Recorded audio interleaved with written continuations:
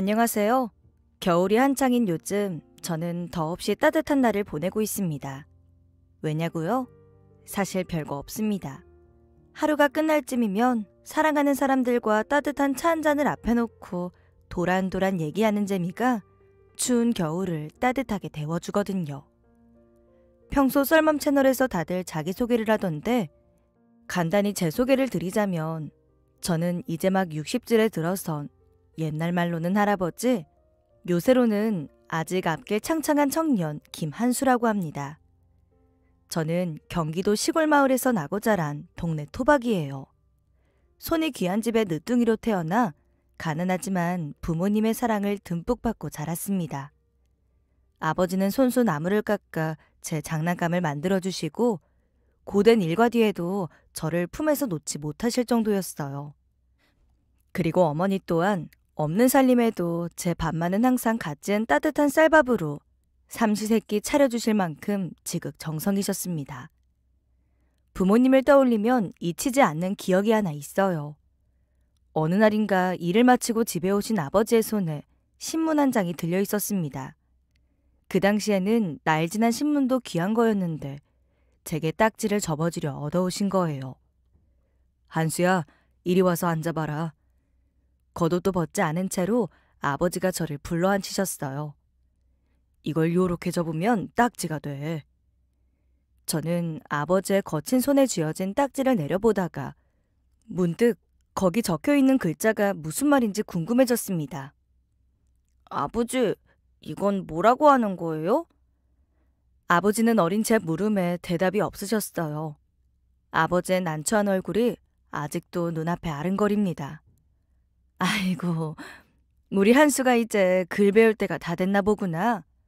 여보, 식기 전에 얼른 밥 먼저 들어요. 저녁 밥상을 들여오시던 어머니의 웃음소리에 그 상황은 그렇게 끝이 났습니다. 그리고 얼마 뒤 저는 어머니에게 한글을 배우기 시작했어요. 한수야, 아버지는 너한테 부끄럽지 않은 아버지가 되고 싶구나. 제 옆에 뭉툭한 연필을 쥐고 앉으신 아버지가 말씀하셨어요. 그때 처음 알았습니다. 어머니는 어찌어찌 한글을 배우셨지만 아버지는 그때까지 당신 이름도 쓰지 못하는 문맹이셨던 거였습니다. 어린 자식에게 자신의 부족한 부분을 솔직하게 얘기하고 함께 공부를 한다는 게 쉽지 않았을 텐데 아버지는 저를 위해 용기를 내셨던 거예요. 어머니가 선생님이 되어주시고 아버지와 제가 학생이 되어 저희 가족은 저녁마다 놀이처럼 글 공부를 했습니다. 당시에는 학교에 가기 전 글을 깨우치는 경우가 드물었는데 저는 부모님 덕에 한글을 전부 읽고 쓸 줄 아는 상태에서 학교에 들어갔죠. 참, 이제와 생각해도 부모님은 제 가장 좋은 스승이셨고 친구였습니다. 하지만 좋은 시절은 그리 길지 못했어요. 왜냐하면 부모님과 제 연이 짧아도 너무 짧았기 때문입니다. 제가 9살이 되던 해에 집에 큰 불이 나며 두 분이 한꺼번에 돌아가시는 불운이 닥쳤거든요. 그 당시 어린 저에게는 당장 부모님을 볼 수 없다는 슬픔이 가장 컸던 것 같아요. 물론 지금도 부모님을 다시 한번 뵐 수만 있다면 못할 일이 없을 만큼 그립기는 합니다. 다행히 슬픔은 시간이 지나며 점점 옅어져 갔어요. 어릴 적 기억이라 꿈인 듯 허상인 듯 부모님에 대한 기억은 아련히 가슴 한켠에 남아있을 뿐이었죠. 대신 제 마음속에는 채울 수 없는 외로움이 커져갔어요. 지금으로 보면 우울증이 아니었을까 짐작해봅니다. 그래서인지 저는 사람과 어울리는 게 해가 갈수록 힘들었어요. 14살이 되어 남들보다 일찍 사회생활을 시작한 저는 처음 들어간 연탄 공장에서 저보다 적게는 6, 7살, 많게는 부모님 뻘이 되는 어른들과 함께 일했습니다. 아직 뼈도 여물지 못해 자그마한 제가 안쓰러웠는지 많이들 챙겨주셨어요. 하지만 숫기가 없던 저는 감사하다는 말은 고사하고 보살핌이 어색해 혼자 따로 도는 날이 많았네요. 그러다 결국엔 일을 그만뒀어요. 그 후에 제가 찾은 일은 식당이었습니다. 읍내에 있는 작은 식당에서 청소, 설거지 같은 잡일을 하는 게 제 일이었죠. 사람과 마주칠 일이 딱히 없다 보니 적성에 딱 맞는 듯 했습니다. 그리고 그게 계기가 되어 이날 이때까지 식당 일을 쭉 하고 있어요. 제가 처음 제 가게를 열게 된 건 30이 훌쩍 넘어서입니다. 그때까지 저는 앞서 말씀드린 것처럼 사람들과 시끌벅적 어울리는 걸 잘 못했어요. 그러다 보니 그 나이 먹도록 연애 한 번 제대로 해본 적이 없었습니다. 가끔 외로움이 북받치는 날이 있었지만 그 외로움도 사람들 틈에 섞이지 못한다는 외로움보다는 어린 시절 부모님과 함께 보냈던 추억에 대한 아련한 그리움에 가까웠어요. 그래서일까요? 세월이 지나 40을 바라보면서도 딱히 이렇다 할 인연을 못 만나다가 어느 날 한순간에 한 여자에게 빠져들었던 이유가요. 지금부터 그녀를 미숙이라고 부르겠습니다. 미숙이는 8년 전 제 가게에 일자리가 없냐며 불쑥 찾아온 여자였어요. 저기 혹시 식당에서 일할 사람 안 구하시나요? 제가 주방 일은 꽤 하거든요. 점심 저녁으로 이웃 동네에서도 찾아올 만큼 근방에선 노총각 음식 솜씨가 좋다고 소문이 났었지만 3평 남짓한 작은 식당이라 사람 손이 크게 필요하지 않았어요. 죄송합니다. 보다시피 작은 가게라 저 혼자서도 충분합니다. 아, 네. 알겠습니다. 뒤돌아 나가는 미숙이를 보는데 순간 제 어머니가 떠올랐던 건 무슨 하늘의 장난이었을까요? 아침이면 저에게 밥을 챙겨주시고는 이웃의 빨랫감을 받으러 가시던 뒷모습. 미숙이의 뒷모습에서 여윈 뒷모습이 떠오른 것이었습니다. 혹시 가게 청소 같은 것도 괜찮을까요? 저는 미숙이를 그냥 보내지 못하고 덥석 일자리 하나를 내주었습니다. 고맙습니다. 열심히 일할게요. 미숙이는 작은 일자리 하나에 세상을 다 얻은 듯 환하게 웃었어요. 다음 날부터 미숙이는 제 가게에 일을 하러 나왔습니다. 아침부터 밤까지 참 열심히도 쓸고 닦더군요. 거기다 남자인 제가 무심하게 신경 쓰지 못했던 것도 미숙이는 놓치지 않고 챙겨주었습니다. 저기 앉은 애기 엄마는 매번 김치를 남기던데 조금만 내갈게요. 그리고 아래 식당을 가니까 찌개 들어가는 고기는 전부 살코기로 하더라고요. 살코기로만 하면 기름기가 없어서 구수한 맛이 덜 날 텐데. 그런 걸 누가 알아요. 사장님이야 음식 만드는 사람이니까 일일이 신경 쓰는 거지. 살코기로 하면 고깃값이 반도 안 하는데. 미숙이의 말대로 고기를 바꾸니 재료값이 싸지면서 한 그릇에 남는 이윤도 더 많아지더군요. 그렇게 2달이나 지났을까요? 어느 날 미숙이가 저한테 먼저 대뜸 술을 사달라고 하더군요. 사장님, 오늘 끝나고 뭐 하세요? 집에 가서 밀린 집안일 좀 하려고요. 제가 대신 집안일 해드릴 테니까 부탁 하나만 들어주실 수 있어요? 무슨 부탁이요? 술 한 잔 사주세요. 그 전날에 집을 다녀온다며 일을 쉬고 와서는 내내 표정이 어두웠던 미숙이였기에 저도 신경이 쓰여 알겠다고 했습니다. 그날 미숙이가 제 집에서 편하게 마시자고 하여 우리는 함께 집으로 갔어요. 여자를 제 집으로 들이는 건 처음이라 오해를 사는 건 아닐까 사뭇 긴장되더군요. 하지만 태어난 척 평소와 다름없이 미숙이를 대했습니다. 우리는 주방 식탁에 마주 앉아 이런저런 이야기를 나누며 술을 마셨습니다. 그러다 미숙이가 대뜸 이렇게 말하더군요. 사장님은 여자랑 둘만 있는데도 평소랑 똑같네요? 사실 그때까지도 저는 미숙이를 딱히 여자로 생각하진 않았습니다. 그도 그럴 게 50을 바라보는 노총각이었던 저에게 아직 40도 안 된 미숙이는 그저 아이 같았거든요. 거기다 삐쩍 마른 작은 체구가 더욱 미숙이를 아이처럼 느끼게 했어요. 그런데 사람 마음이 참 이상하죠. 저런 말을 들으니 갑자기 심장이 쿵쿵 뛰어대기 시작하는 겁니다. 없던 마음이 순식간에 생기더군요.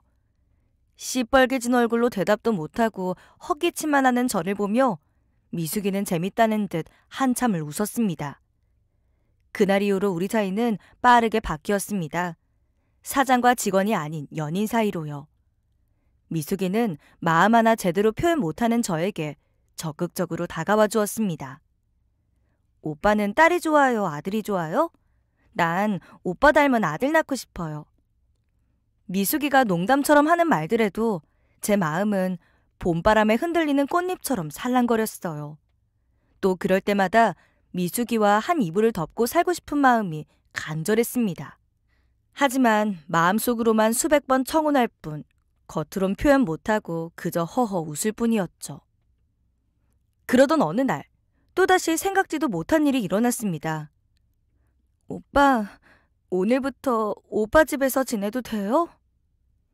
출근길에 작은 보따리를 들고 온 미숙이가 수줍게 미소 지으며 말했어요. 그렇게 우리는 부부가 되었습니다.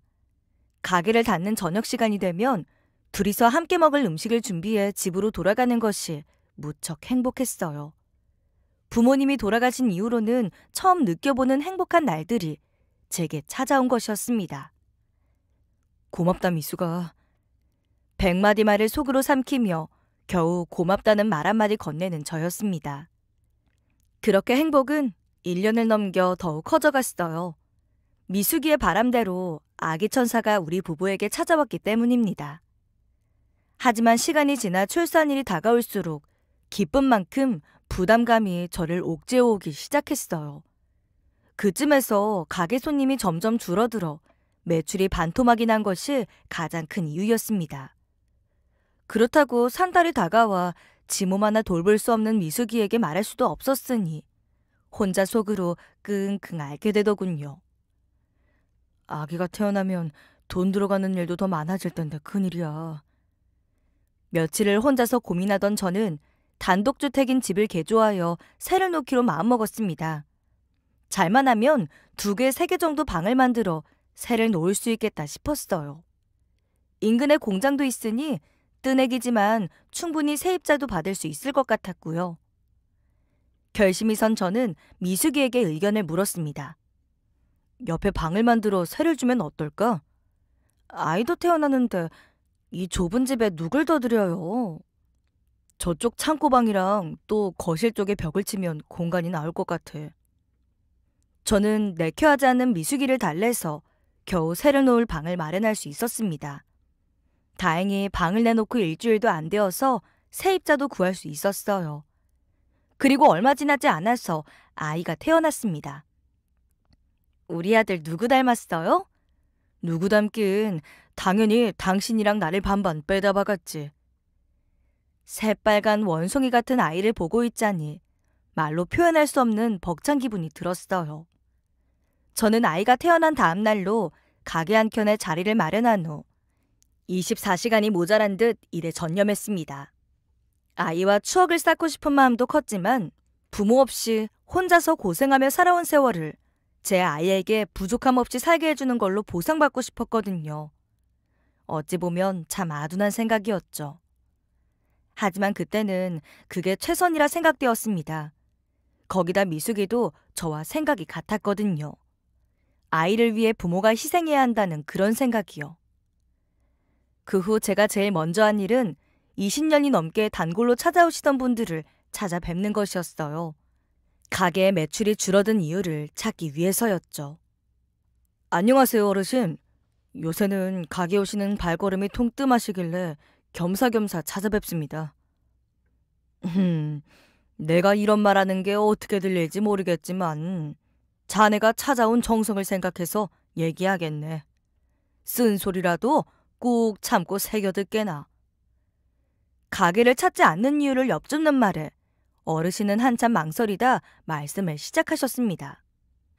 자네가 처음 가게를 열었을 때는 젊은 사내놈이 음식을 하면 뭘 하나 싶었는데 음식 재료도 좋은 걸로 아끼지 않고 쓰고 맛도 이래저래 잘 내는 게 내가 섣부르게 판단했구나 싶었다네. 20년을 한결같이 이어가는 모습이 참 보기 좋았지. 특히나 요새같이 겉만 번지르르하게 꾸며놓고 음식은 대충 만드는 음식점들이랑은 달라도 한참 달랐어. 그런데 요 1년 동안 자네 음식이 자꾸 맛이 변해. 제가 찾아뵙는 모든 분들의 말씀이 한결같았습니다. 음식 맛이 전만 못하다는 것이었죠. 그제야 이리저리 식재료 값을 아낀다는 이유로 품질이 떨어지는 재료를 싸게 구하고 예전만치 푸짐하게 차리지 않은 것이 맛을 떨어뜨리는 이유라는 걸 알게 됐어요. 감사합니다, 어르신. 언제 한번 가게 찾아주시면 제가 대접 한번 하겠습니다. 저는 다시 시작하는 마음으로 주방에 있는 질 떨어지는 식재료를 싹 다 버리고 예전처럼 좋은 식재료로 정성을 다해 음식을 만들어냈습니다. 그뿐 아니라 시간을 쪼개 새로운 메뉴를 개발해 나갔어요. 그러다 보니 집에 들릴 수 있는 시간은 더욱 없어지고 몸도 마음도 외로워지는 순간이 찾아오더군요. 그럴 때마다 미숙이에게 전화를 걸어 목소리를 듣는 걸로 힘을 냈습니다. 여보, 집에는 별일 없지? 동현이는 잘 있고? 앞으로는 이렇게 갑자기 전화하지 말아요. 밤새도록 우는 애 이제 겨우 재웠는데 다시 깼잖아요. 미숙이도 혼자 아이를 돌보는 것이 쉽지 않은지 날이 지날수록 신경질적으로 변해갔습니다. 하지만 그래도 몇 년 뒤를 생각하자는 마음으로 우리 부부는 견뎌냈어요. 아니, 견뎌내고 있는 줄로만 알았습니다. 아이가 태어나고 딱 3달 만이었어요. 미숙이가 저에게 이혼 서류를 내민 것은요. 당신, 이게 뭐야? 우리 이혼해요. 갑자기 왜 그래? 혹시 산후우울증이야? 당신한텐 갑작스러운 얘기겠지만 난 동현이 낳고 쭉 생각했어요. 그동안 당신이 집에 들어온 날이 며칠이나 됐는 줄 알아요? 그건 당신도 바랬던 거잖아. 얼른 돈 많이 모아서 앞으로 동현이 인생에 커다란 나무 그늘이 되어주자고 그랬잖아. 오빠는 처음부터 지금까지 여자 마음은 조금도 몰라줘요. 항상 그랬어. 내가 원하는 게 뭔지도 모르고 우리 사이에 필요한 게 뭔지도 모르잖아. 내가 부족하다는 거 잘 알아. 앞으로는 더욱 노력할게. 미안해, 미숙아. 저는 미숙이의 마음을 풀어주려 미안하다, 잘하겠다는 말을 반복했습니다. 하지만 미숙이는 더는 아무 말이 없더군요. 그렇게 밤을 새운 다음 날, 저는 다시 장사를 하기 위해 가게로 출근했습니다. 오늘부턴 무슨 일이 있어도 9시까진 집에 올게. 미안해. 하지만 그날 저녁, 미숙이는 아이를 데리고 집을 나갔습니다. 어느 날 갑자기 제 앞에 나타났듯 그렇게 떠난 거였죠. 사실 처음에는 다시 돌아올 거라 생각했습니다. 여느 부부처럼 서로를 이해하지 못하고 다툰 것이라 여겼어요. 그래서 미숙이의 마음이 풀릴 수 있도록 그날 밤은 연락하지 않고 기다렸습니다. 하지만 다음 날이 되어 알게 된 사실로 미숙이와 함께했던 작은 세상이 무너지고 말았네요. 아저씨 괜찮아요? 아침 출근길에 대문 앞에서 저를 기다리고 있던 옆집 아주머니가 다짜고짜 저렇게 묻는 게 아니겠어요? 무슨 말씀이세요? 아유, 새댁이랑 아저씨네 새빵 남자랑 도망갔잖아요. 아주머니의 입에서 나온 말은 상상도 못한 이야기였기에 믿을 수도 없었습니다. 남의 집 이야기라고 아무렇게나 함부로 말 지어내며 다니지 마세요. 미숙이가 도망을 가긴 왜 갑니까? 저는 평소 사이좋게 인사를 나누던 이웃을 얼음처럼 차가운 얼굴로 바라보았습니다. 아유, 이 아저씨 진짜 아무것도 몰랐나 보네. 하지만 아주머니는 저의 냉랭한 대답에도 걱정스러운 얼굴로 말을 이었어요. 둘이 그렇게 된 지 아주 한참 됐어요. 동네에선 전부 다 알고 있었는데 남의 집안일이라 참견하지 말자고 그러고 있었죠. 지들도 눈치가 보였는지 그 전까진 조심조심 만나는 것 같더니 아유, 어젠 글쎄 대낮부터 짐 싸들고 팔짱 끼고 나가는 게 아니겠어요? 뭔 사달이 났다 싶어서 오지랖인 거 알지만 이렇게 얘기하는 거예요. 아주머니의 말을 반신반의하며 새들어 사는 남자의 집으로 갔습니다. 집이 싹 비어있더군요. 저는 당장 미숙이에게 전화를 하려고 핸드폰을 꺼내 들었습니다. 그런데 막상 번호를 누르려니 망설여졌어요. 미숙이의 입에서 이 모든 게 사실이라는 말이 나올까봐 두려웠거든요. 그 후 며칠을 무슨 정신으로 버텨냈는지 모르겠어요. 술이라도 진탕 마시고 전부 잊고 싶었지만 혹여나 술김에 미숙이에게 전화를 걸까 술은 입에도 대지 않았습니다. 그러다 문득 이런 생각이 들었어요. 얼마나 외로웠으면 딴 남자에게 마음이 간 걸까.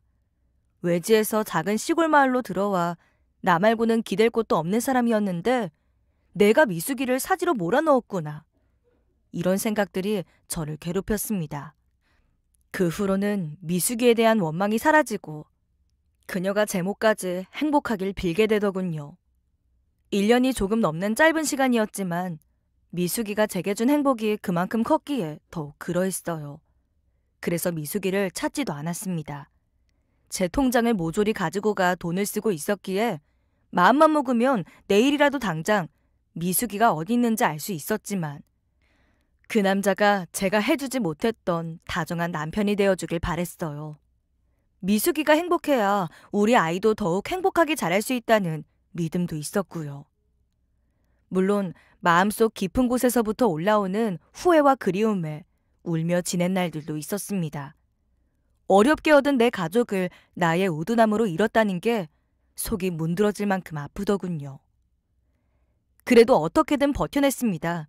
더욱 일에 전념하며 언젠가 우리 아들이 자라서 저를 찾아오게 된다면 자랑스러운 아버지가 되겠다 마음먹었죠. 그렇게 시간이 흘러 어느덧 5년의 세월이 지났어요.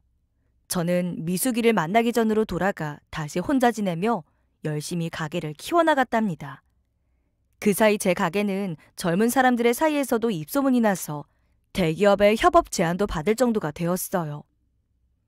그러던 어느 날 가게 문을 닫을 시간이 되었을 때 초췌한 차림의 여자 하나가 아이를 앞세워 가게로 들어오는 것이었습니다. 아이고, 오늘은 재료가 다 떨어져서 영업이 끝났어요. 미안해서 어쩌죠? 제 말에도 여자는 나가지 않더군요. 그러다가 한수 오빠, 울먹이며 저를 부르는 목소리가 어딘지 낯이 익었어요. 여자가 고개를 드는데 꿈에도 그리던 미숙이가 아니겠습니까? 미숙아. 그리고 옆에 있는 아이를 보니 미숙이를 꼭 빼닮은 사내아이였어요. 우리 동현이가 벌써 이렇게 자랐구나. 오빠, 내가 미안해요. 우리 다시 시작하면 안 돼요? 저를 보며 눈물이 글썽글썽한데 어찌된 게 제 마음이 동하지는 않더라고요. 아마도 5년이라는 시간이 제 마음속에서 미숙이를 떠나보낸 듯 했습니다. 미숙이는 제 마음을 눈치챘는지 이렇게 말하였어요. 우리야 남남이라지만 동현이는 어떻게 해요? 동현이도 생각해줘야지. 그 말이 제 가슴에 팍 와닿았습니다. 하지만 당장 결정을 내릴 일이 아니니 그 밤에는 미숙이를 어르고 달래 돌려보냈어요. 당신이 하는 말 무슨 말인지 알아. 그래도 성급하게 결정할 일은 아니니까 우리 시간을 두고 천천히 생각하자. 그리고 저는 밤을 꼬박 새웠습니다. 아침이 다가올 쯤 아이를 위해서도 다시 합치는 게 옳은 일이라 여겨졌어요. 그런데 그날 또 다른 사람이 저를 찾아오며 모든 것이 바뀌었습니다. 이미숙이라는 여자를 아시죠? 예, 무슨 일로 오셨나요? 남자는 제 물음에는 답하지 않고 할 말을 이어갔습니다. 그럼 혹시 고용택이라는 남자도 아시나요? 남자의 입에서 나온 이름은 놀랍게도 미숙이와 눈이 맞아서 함께 도망간 새빵 남자였습니다. 누구시길래 이런 걸 대뜸 묻는 겁니까? 제 목소리에는 경계심이 가득했습니다. 남자는 깊은 한숨을 내쉰 후 천천히 대답했어요. 오래전 미숙이와 사랑하던 사이입니다. 미숙이에 대한 마음은 이미 사라졌지만 다시 시작하려는 이때에 전 남자가 나타난 게 그리 기분 좋진 않더군요. 저는 나를 세워 남자에게 말했습니다. 무슨 일 때문인진 모르겠지만 미숙이랑은 이미 끝난 사이죠? 그렇다면 전 할 말이 없습니다. 제가 찾아온 게 불편할 거라는 거 압니다. 하지만 전해드릴 말이 있어서 찾아온 거예요. 그리고 제가 알고 싶은 것도 있고요.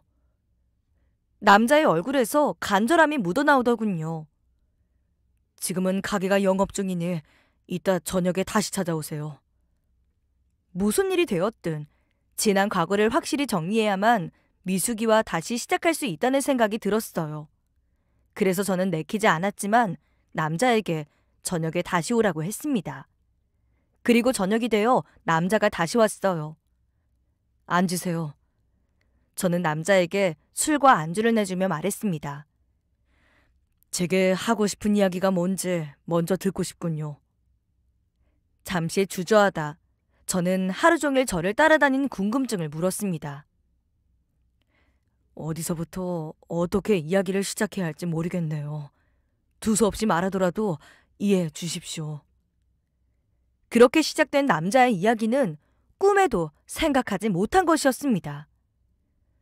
처음 사장님과 미숙이가 연인이 되었을 때, 그때 저도 미숙이와 만남을 가지고 있었습니다. 저는 남자의 말이 퍼뜩 와닿지 않아 멍하게 쳐다만 보았어요. 당장은 제 말을 받아들이기 힘드실 거예요. 하지만 사장님이 이 사실을 아셔야 미숙이가 낳은 그 아이가 누구의 아이인지 밝힐 수가 있습니다. 그게 무슨 말이죠? 우리 동현이가 당신의 아이라는 건가요? 물론 이건 어디까지나 제 생각이긴 해요. 사장님의 아이일 수도 고용택의 아이일 수도 있어요. 하지만 만약 제 핏줄이라면 저는 그 아이를 책임지고 데려올 생각입니다. 그래서 이렇게 찾아온 것이고요. 고용택의 아이라는 건 또 무슨 얘기요? 이제 미숙이와 고용택의 관계에 대해 말씀드릴게요. 둘은 꽤 오랫동안 연인 사이였습니다. 사장님께서는 댁에서 월세를 놓은 방에 고용택이 들어와 눈이 맞은 걸로 하셨죠? 놀랍지도 않네요. 저한테는 고용택을 사촌동생이라고 소개하고 저와 만나는 동안에도 함께 살았거든요. 그게 미숙이의 수법이에요. 저나 사장님처럼 적당히 돈은 모았지만 혼자 외로운 사람들을 찾아가 마음을 흔들어 놓고 결국엔 돈을 챙겨 고용택과 달아나는 거죠. 그러니까 당신 말은 미숙이가 5년 전에 나와 당신, 그리고 고용택 셋을 한꺼번에 만났다는 거예요? 남자가 씁쓸하게 웃음 짓더군요. 굳이 따지자면 고용택과 만나고 있었고 사장님과 제가 미숙이의 돈줄이 된 거였죠. 남자는 시종일관 침착한 목소리로 믿을 수 없는 이야기를 이어갔어요.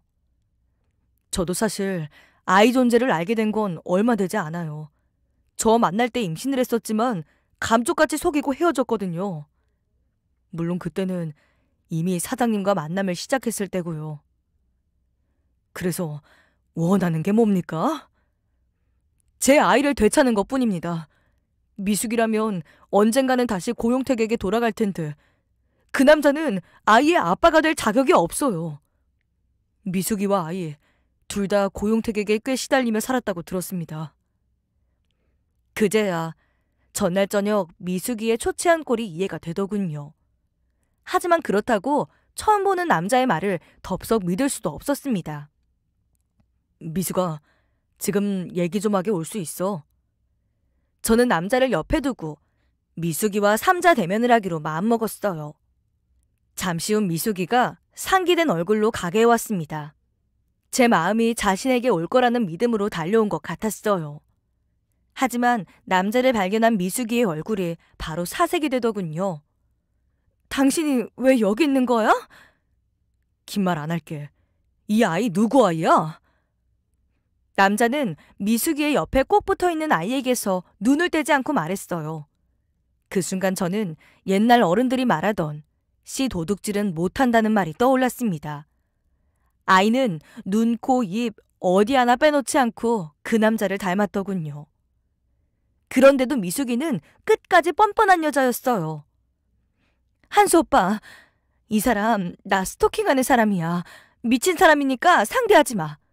못 믿겠으면 유전자 검사 해보면 되잖아. 어쩌면 미숙이는 동현이가 제 아이라고 철석같이 믿었던 걸 수도 있겠네요. 난 너도 그리고 이 남자도 믿을 수가 없어. 네 말처럼 유전자 검사를 하는 게 가장 좋을 것 같다. 동현이가 내 아이라면 네가 과거에 내게 어떻게 했든 전부 잊을게. 미숙이는 절박한 상황인 듯 무조건 내가 하자는 대로 하겠다고 하더군요. 그렇게 유전자 검사를 진행하고 얼마 뒤 엄청난 사실을 알게 되었습니다. 동현이는 예상대로 그 남자의 아이였어요. 그리고 저는 아이를 가질 수 없는 무정자증이었습니다. 참 허무하더군요.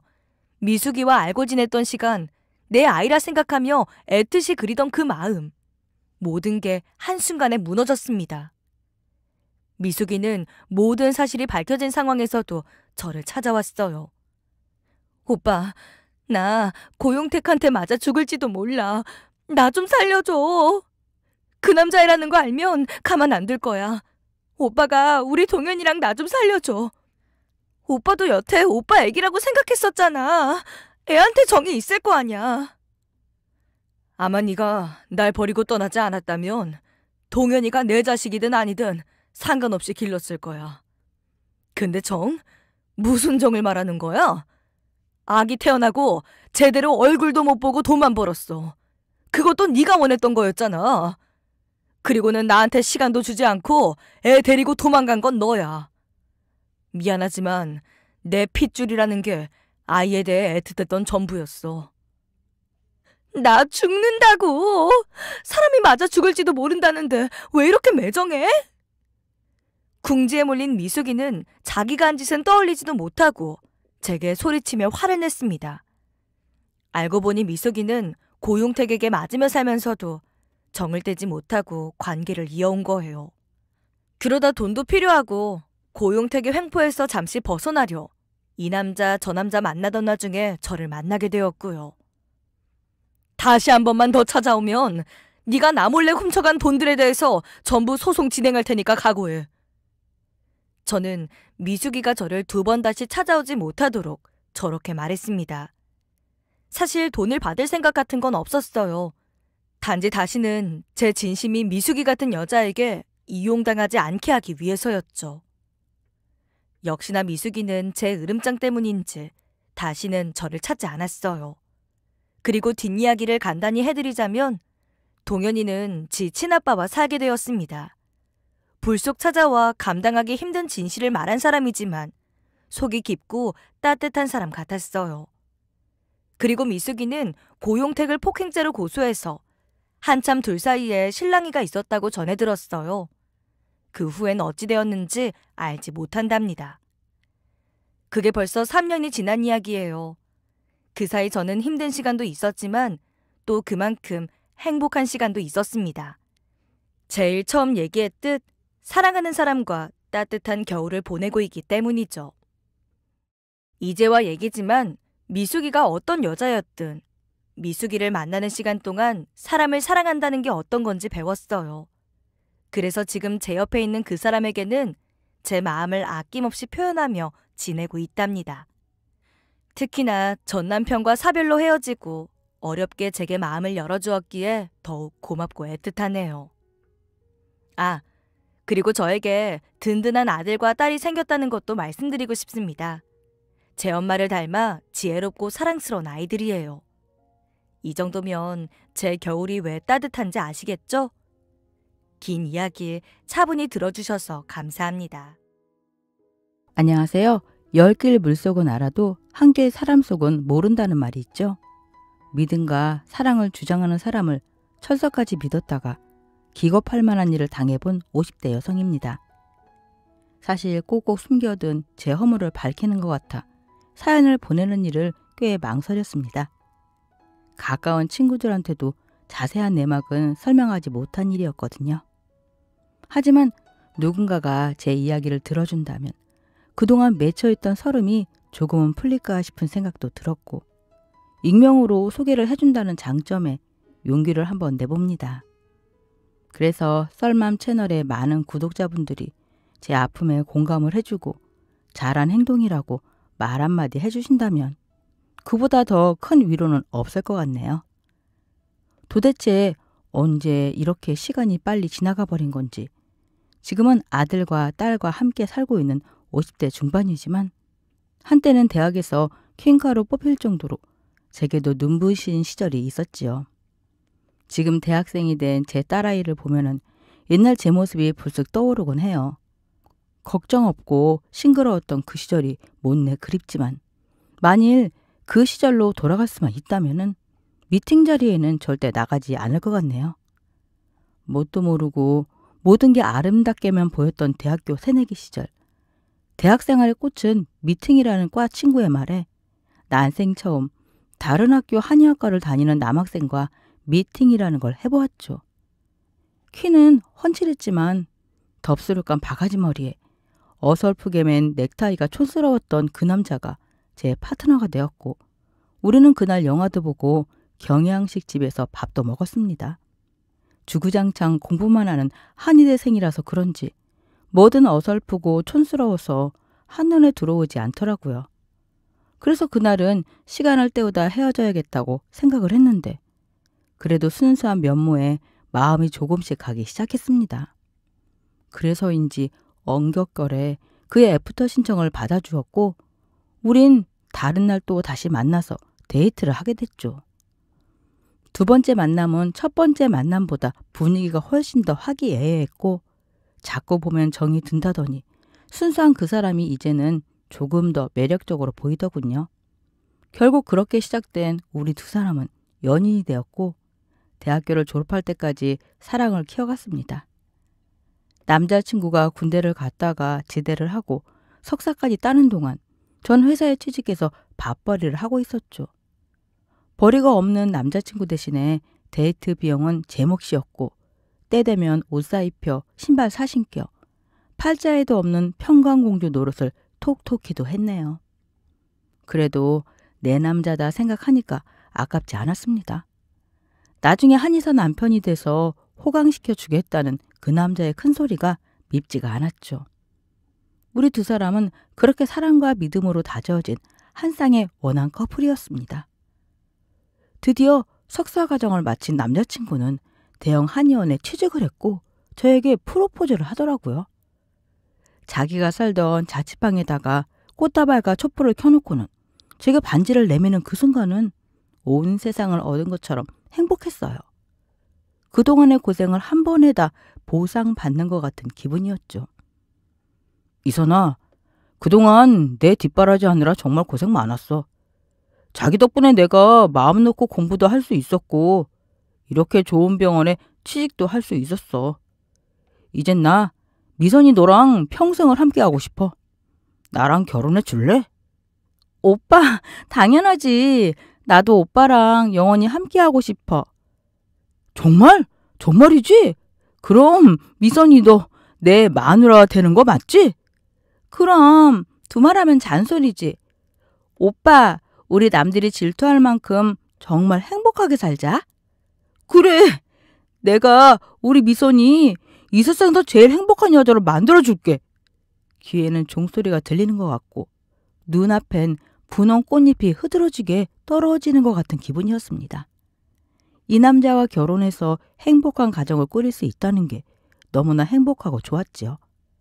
그렇게 서로의 마음을 확인한 우리 두 사람은 양가 어른들에게 결혼 허락을 받고 부부의 연을 맺었습니다.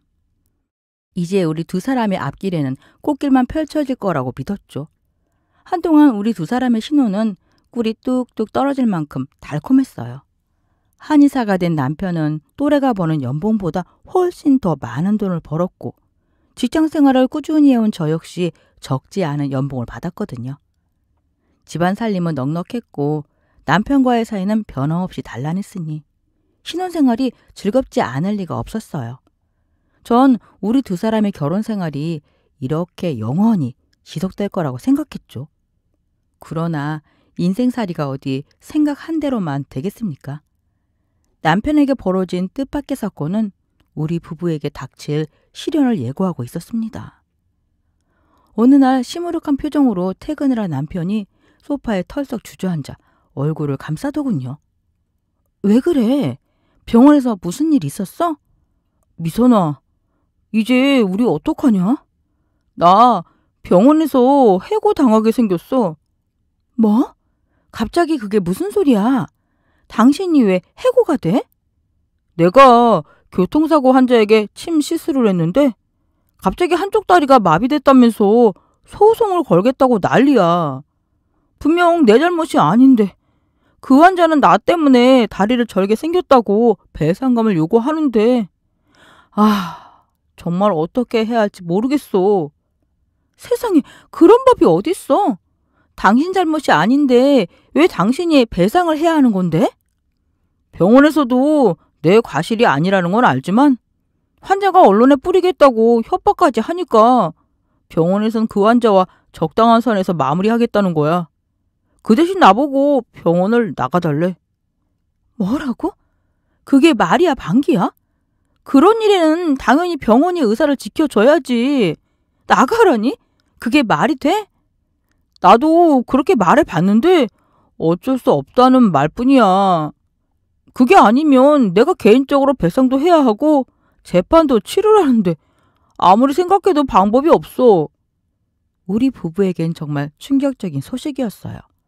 남편이 그 병원에 취직하려고 얼마나 애를 썼는데 이런 식으로 쫓겨날 줄은 상상도 하지 못했죠. 하지만 우리가 할 수 있는 일은 별로 없었습니다. 병원에서 그 환자에게 위자료를 지급하고 남편은 해고를 하는 걸로 이 사건을 마무리할 수밖에 없었죠. 잘 나가는 한의사에서 갑자기 백수가 돼버린 남편 마음이 얼마나 헛헛했을까요? 전 그런 남편에게 절대 기죽지 말라고 응원을 보냈죠. 살다 보면 별일이 다 있는 거지. 이런 일로 좌절하지 마. 한방병원이 어디 거기 하나뿐이야? 좀 쉬면서 천천히 알아보면 되지.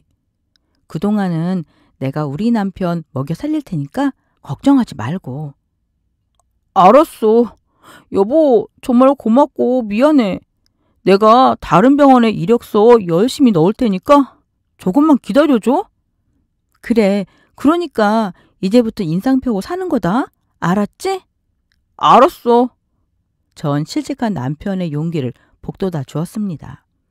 그래도 명색이 한의사인데 자기 밥벌이를 못할까 싶었죠. 그런데 우리 생각과는 달리 남편의 재취업은 쉽게 이루어지지 않더라고요.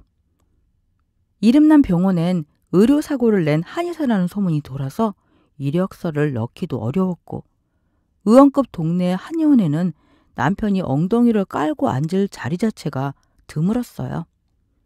더구나 큰 한방병원에서 근무했던 남편은 눈이 높아질 대로 높아져서 작은 병원 자리에는 콧방귀부터 끼었죠.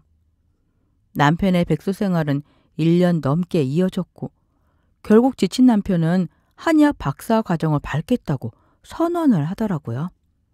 차라리 이럴 바에는 더 늦기 전에 박사까지 따서 자신의 진로를 다시 개척하겠다는 생각이었죠. 저도 남편의 생각이 나쁘지 않다고 생각했어요. 둘이 벌다 혼자 버니까 살림살이가 좀 팍팍했지만 그래도 우리 두 사람이 박 굶을 일은 없다고 생각했으니까요. 그래서 전 박사를 따겠다는 남편의 결정에 동의했죠. 그렇게 뒤늦은 남편 뒷바라지가 또다시 시작되었어요. 전 회사에서 부지런히 일을 하며 생활비와 남편 학비를 충당했고 다시 학교를 다니는 남편 대신에 집안 살림까지 챙겨야 했죠. 당연히 고되고 힘들 수밖에요. 개인 시간은커녕 베개에 머리를 대자마자 코를 골며 골아 떨어지기가 바빴으니 말 다 한 거죠. 그래도 남편 박사 한번 만들어 보자는 일념으로 이를 악물고 버텼습니다. 시어머니는 그런 저에게 무척 미안해 하셨어요. 우리 며느리가 아니었으면 근태제가 어떻게 살았을지 모르겠다. 이제 겨우 자기 밥벌이를 하면서 남편 노릇을 할 줄 알았는데 또 너한테 신세를 지게 생겼으니 내가 네 얼굴을 보기가 너무 민망하고 부끄럽구나. 아유, 어머니도 참 신세라뇨. 그런 말이 어디 있어요. 근태 씨도 정말 열심히 공부하고 있어요. 다 좋은 날을 그리면서 열심히 하는 거죠 뭐. 걱정 마세요. 우리 잘할게요. 아이고, 우리 며느리가 천사구나, 천사야. 그래도 시어머니가 제 노고를 알아주시니까 위로가 되더라고요. 혼자 되신 지 한참 된 시어머니는 절 특히 예뻐하셨죠. 아들만 있는 집안에 막내딸 같은 며느리가 들어왔다며 얼마나 좋아하셨는지 몰라요. 시어머니는 나이에 비해서 품이나 몸가짐이 훌륭하셨어요. 전 그런 시어머니 덕분에 시집살이라는 건 조금도 모르고 살았어요. 제게 시어머니는 친정엄마나 다름없는 분이셨습니다. 그렇게 전 남편 뒷바라지를 하며 간간히 시어머니와 함께 시간을 보내곤 했죠. 그래도 멀지 않은 곳에 사셔서 문득 마음이 지칠 때면은 시어머니를 찾아가 투정도 부리곤 했어요. 그럴 때마다 시어머니는 어리광을 부리는 며느리에게 사랑을 듬뿍 선사해 주시곤 했죠. 그런데 말입니다. 세상에 어떻게 이런 일이 있을 수 있을까요? 시어머니 생신날 남편과 함께 외식을 가게 됐는데 너무 충격적인 일을 목격하고 말았죠. 시어머니가 평소 좋아하시던 열대과일을 한 입에 넣으시더니 딱딱한 껍질도 까지 않고 오도독 오도독 씹으시더라고요. 아니 어머니, 왜 그걸 그냥 드세요? 껍질을 까서 드셔야죠. 어? 껍질이라니? 이게 팥떡이잖아. 네? 어머니 왜 그러세요? 그게 무슨 팥떡이에요? 그거 어머니가 좋아하는 열대과일이잖아요. 응? 열대과일? 이게 과일이야? 난 팥떡인 줄 알았는데. 고개를 갸우뚱하며 입속에 있던 걸 탁 하고 뱉어버리시는 시어머니 모습이 너무 낯설게 느껴지더군요. 절대 그런 행동을 하실 분이 아닌데 전 순간 불길한 예감이 들었어요. 시어머니의 이상 행동은 그뿐만이 아니었어요. 식사를 마친 후 엘리베이터를 타고 지하 주차장으로 내려가고 있었는데 갑자기 시어머니가 남편에게 이렇게 묻는 게 아니겠습니까? 우리가 지금 어디 가는 거지? 날도 추운데 그냥 집에 있을걸. 엄마! 갑자기 그게 무슨 소리야? 우리 지금 밥 먹고 집에 가려는 거잖아. 엄마 오늘 왜 자꾸 이상한 소리를 자꾸 해? 응? 우리가 지금 집에 간다고? 집에서 나온 게 아니고? 시어머니는 자꾸 엉뚱한 소리를 하셨고 남편과 저는 어머니에게 무슨 일이 생겼다고 확신했죠. 그리고 병원에서 정밀 검사를 해본 결과 급성 치매라는 뜻밖의 진단을 받게 되었습니다. 아들 둘 생일은 물론이고 며느리 생일과 전화번호까지 달달 외우던 시어머니가 치매라니요. 제게 친정엄마나 다름없는 분이신데 그런 소중한 분이 점점 기억을 잃고 제 얼굴도 알아보지 못할 거란 사실을 도저히 받아들일 수가 없었습니다. 그러나 시어머니의 증상은 의사의 예고대로 하루가 다르게 심해지더군요. 가족들 얼굴을 못 알아보는 건 물론이고 지금 사는 집보다 옛날에 살았던 집을 더 기억하셨어요. 지나가는 행인을 보고 돌아가신 시아버지 이름을 부르기도 하셨고 배변을 가리지 못하고 민망한 상황이 생긴 적도 여러 번이었습니다. 그런 시어머니를 돌볼 사람이 사실상 저밖에 없었어요. 당시에는 치매 요양병원도 마땅치 않았고 1년 365일 간병인을 쓰기도 부담이 됐죠. 그렇다고 박사를 따겠다며 공부를 하고 있는 남편이나 장가를 가지 않고 지방 건설 현장을 전전하는 아주버님이 아픈 시어머니를 돌볼 거라고 기대하는 것도 무리였어요. 결국 저는 남편 뒷바라지에다가 치매를 앓고 있는 시어머니도 돌봐야 했고 저희 집 집안 살림까지 챙겨야만 했습니다. 제가 회사에 가 있는 시간에는 요양보호사가 시어머니를 지키고 있었지만 며느리만 찾는 시어머니의 생떼 덕분에 요양보호사도 오래 버티지 못하고 툭하면은 그만두기 일쑤였어요. 입으로 하는 말이라서 쉽지 사실 그 모든 일을 감당하는 건 결코 쉬운 일이 아니었어요. 그래도 전부 포기하고 싶지 않았습니다. 남편의 꿈이 이루어지는 것도 보고 싶었고 제게 살가운 사랑을 주셨던 시어머니가 건강을 회복하는 모습도 보고 싶었어요. 그래서 정말 힘이 들었지만 이 악물고 하루하루를 버티며 살았죠. 그런 저에게 웃지도 울지도 못할 일이 생기고 만 겁니다. 그날따라 유독 컨디션이 좋지 않더군요. 으스스 한기도 돌고 허리도 뻑적지근한 게 몸살에 걸렸나 싶었죠. 그런데 가만히 생각을 해보니까 뭔가 쎄한 느낌이 드는 겁니다. 그래서 설마 하는 마음으로 임신 테스트기를 써보았어요. 선명한 두 줄을 보고 기쁜 마음보다 아차 싶은 마음이 먼저 들더라고요. 당시 저에겐 애까지 키울 여력이 정말 없었거든요.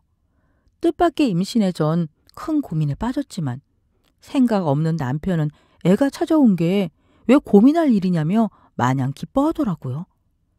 아이를 키울 여력이 없다는 제 호소에도 다 닥치면은 하게 돼 있다는 말만 하는데 그땐 남편 뒤통수를 딱 한 번만 후려치고 싶다는 충동이 일더라고요.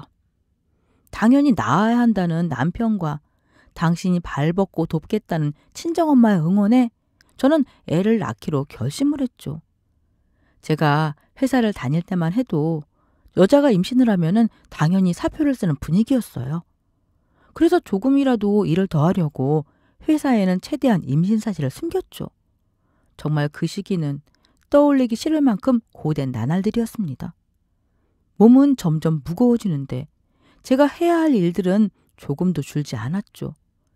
치매에 걸린 시어머니를 돌보는 일은 날이 갈수록 버거워지기만 했죠.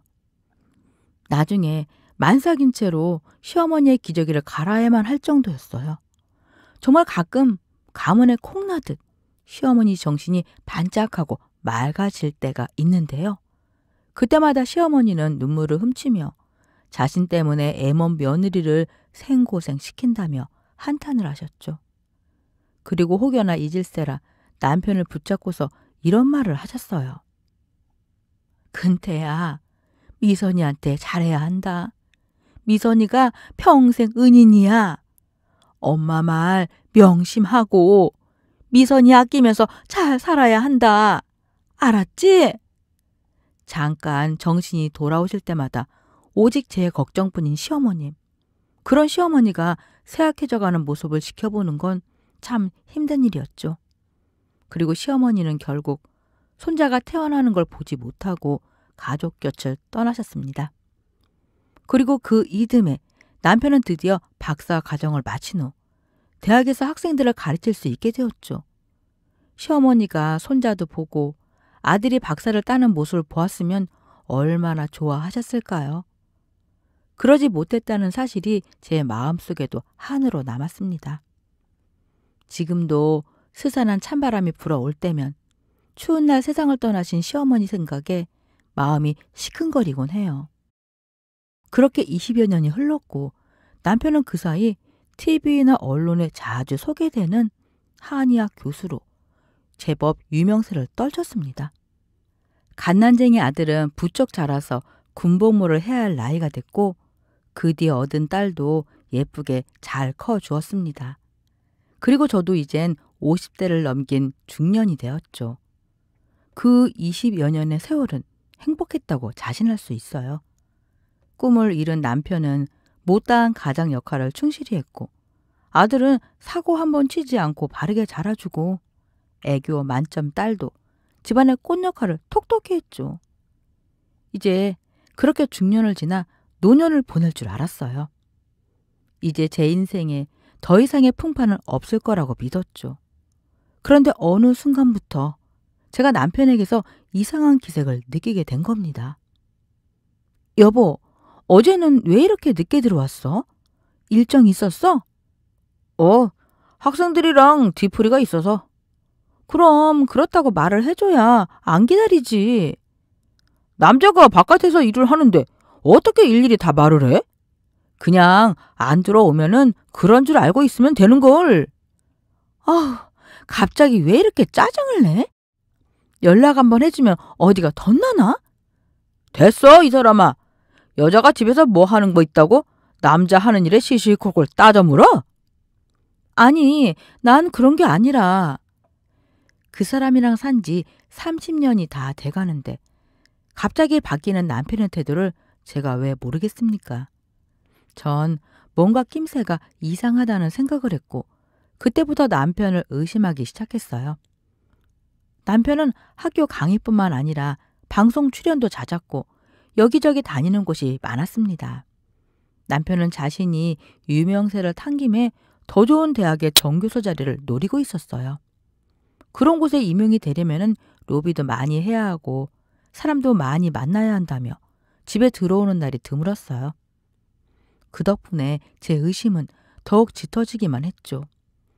그런데 남편의 조교라는 여학생이 저희 집에 자주 찾아와 남편의 심부름을 하곤 했어요.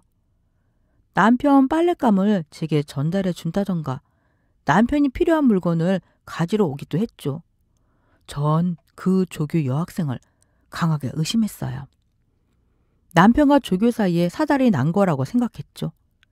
남편이 저 몰래 주고받는 메시지나 통화 목록 등을 보면서 제 의심은 점점 확신이 돼가고 있었죠.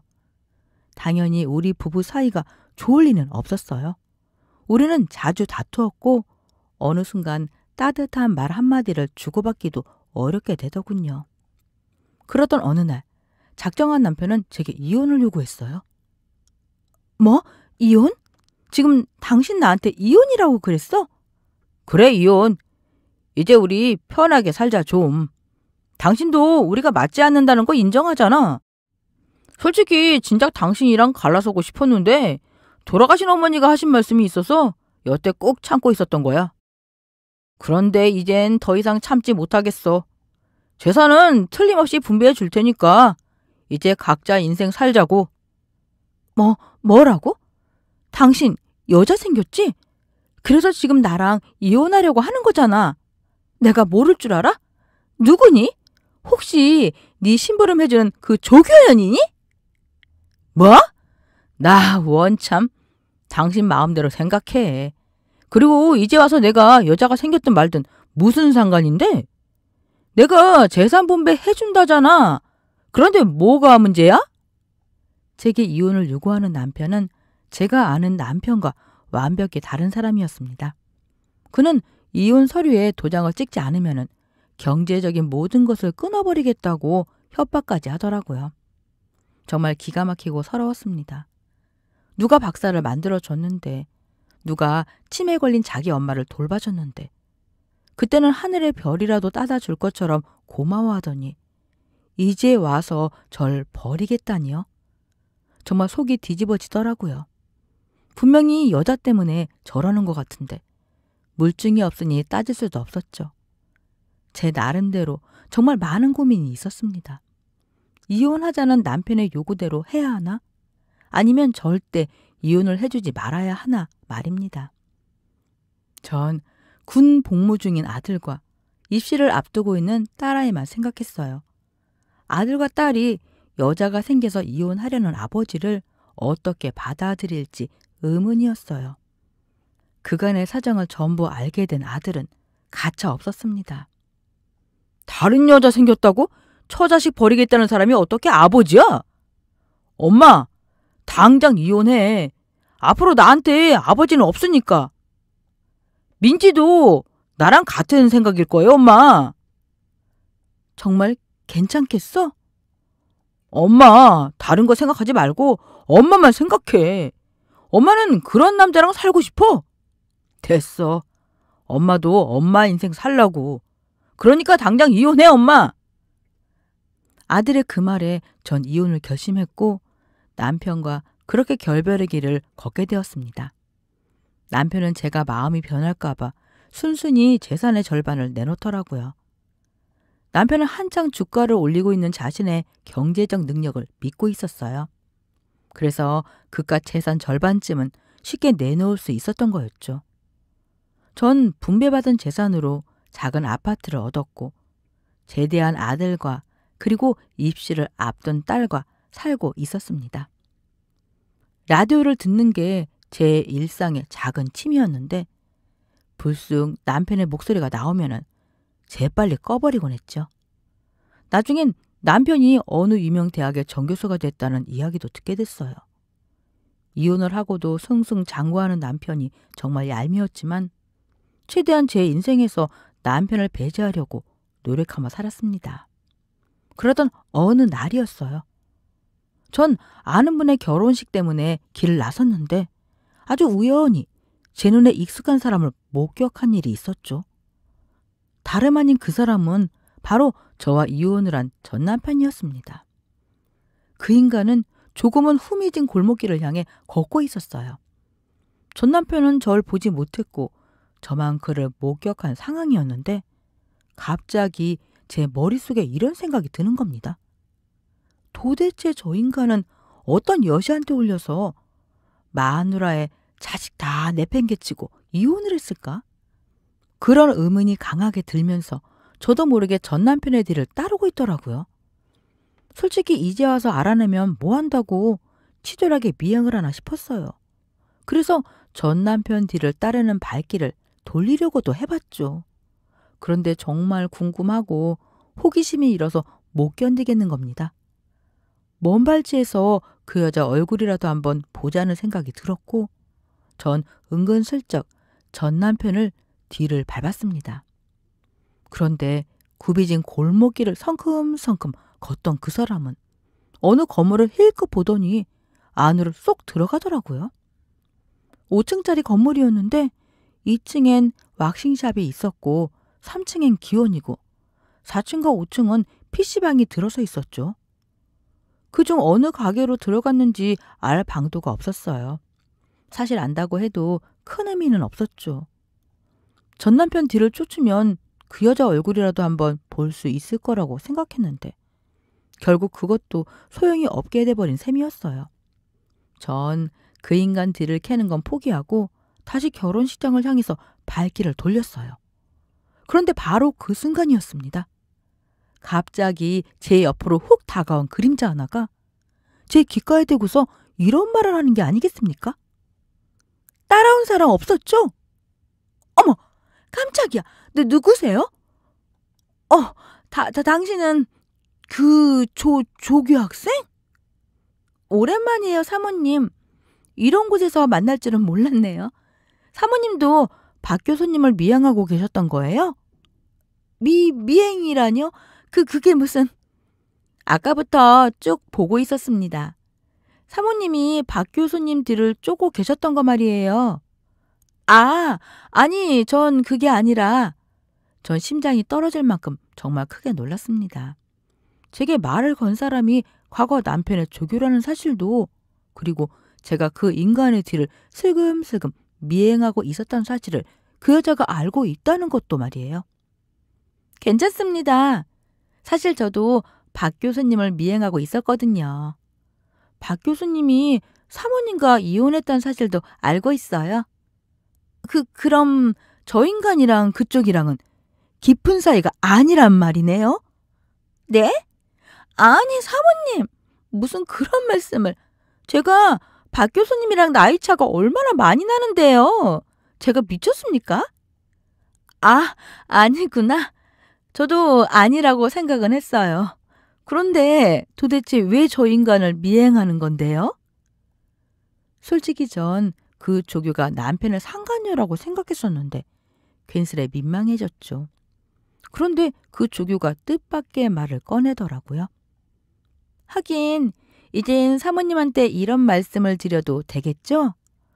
사실 박 교수님은 제가 있던 학교에서 여러 가지 문제가 많았어요. 사모님도 아시잖아요. 박 교수님이 얼마나 명예욕에 목말라 하는지. 그래서 박 교수님은 요직에 갈 수 있다면은 늘 여기저기 로비를 하느라 정신이 없었습니다. 조교의 설명은 이러했습니다. 명예나 권력에 눈이 벌게져 있던 남편은 항상 누구를 접대하고 누구를 만나야 하는지 그런 것에만 관심이 많았다는 거였죠. 남편의 조교였기 때문에 그녀는 누구보다도 그런 남편의 속성을 잘 알고 있었던 거였고요.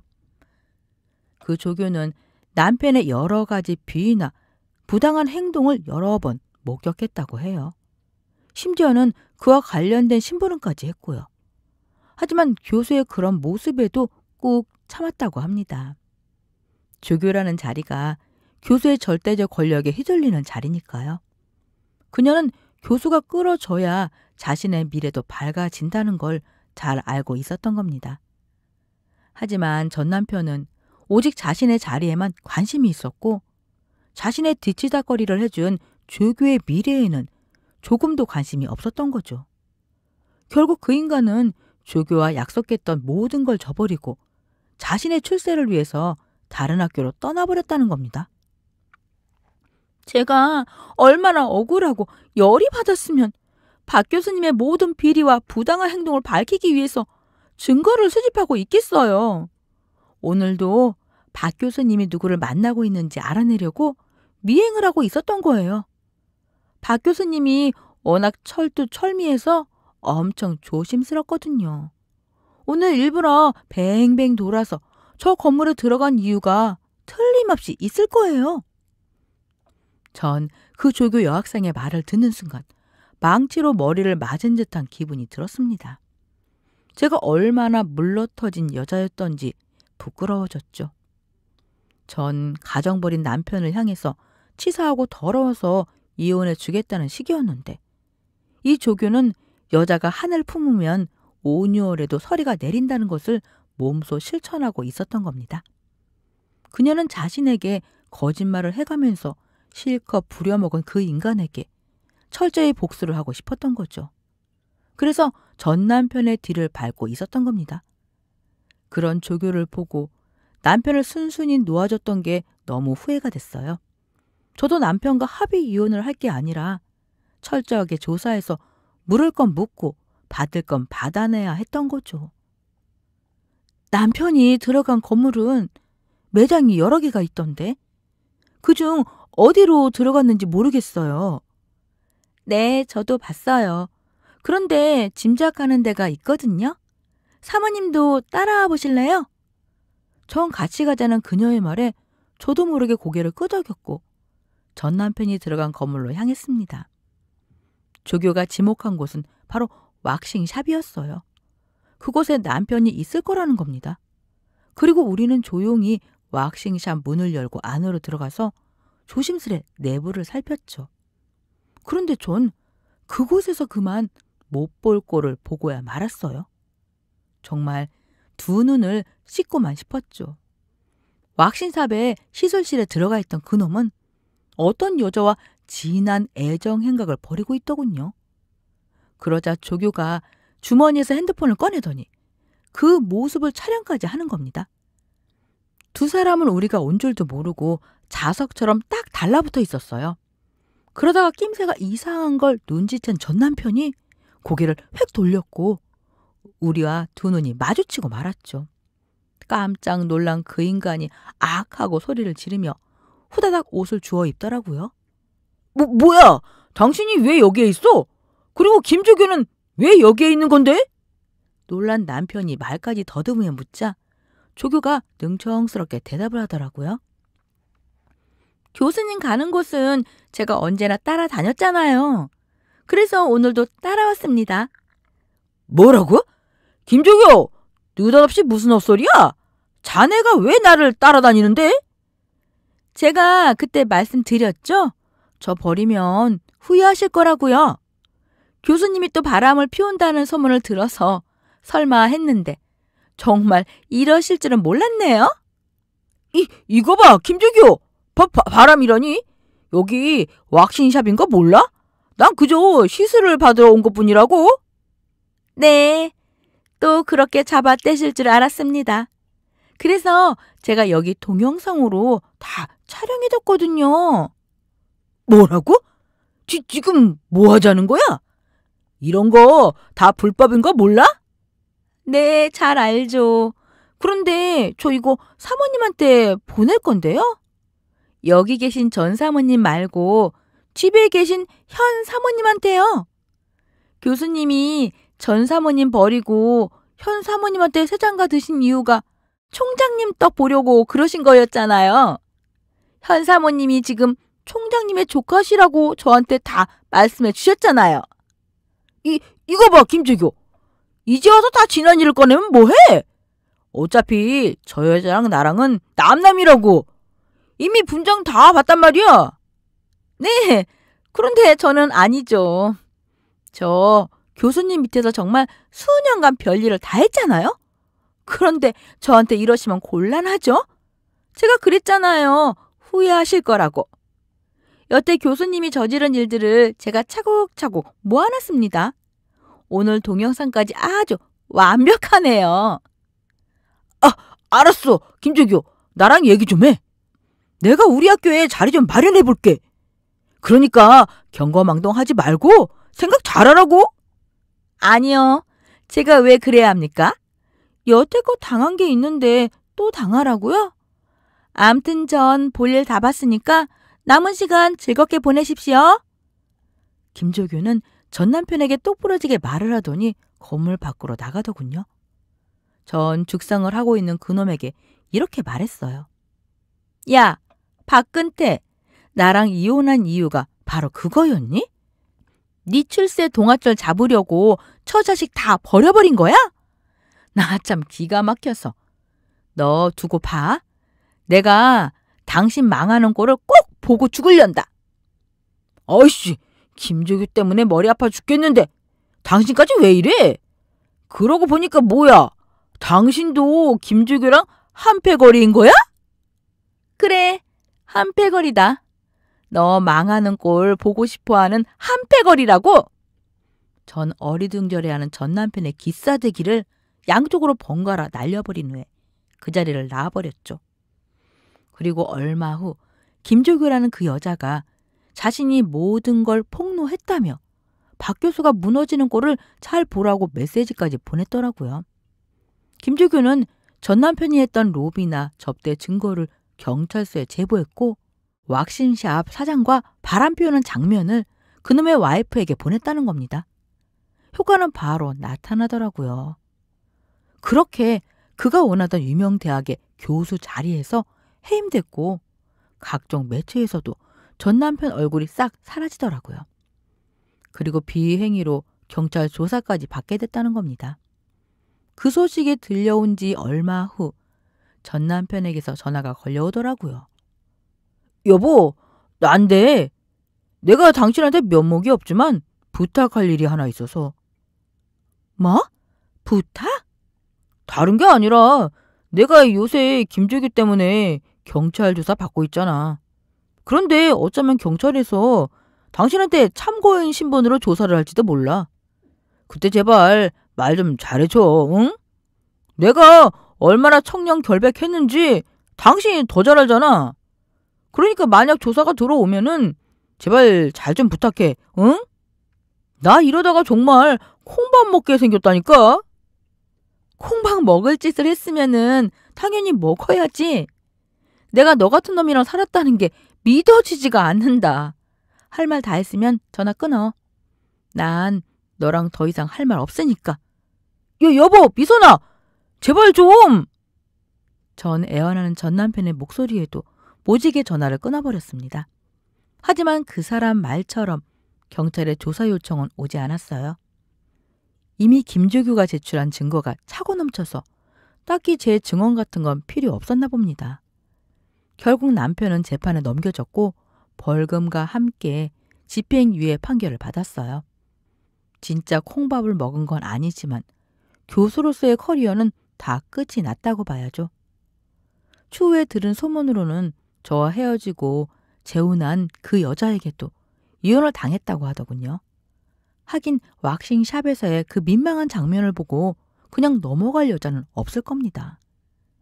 그 사건 이후 잘 나갔던 전 남편은 완전히 나락으로 떨어져 버렸습니다.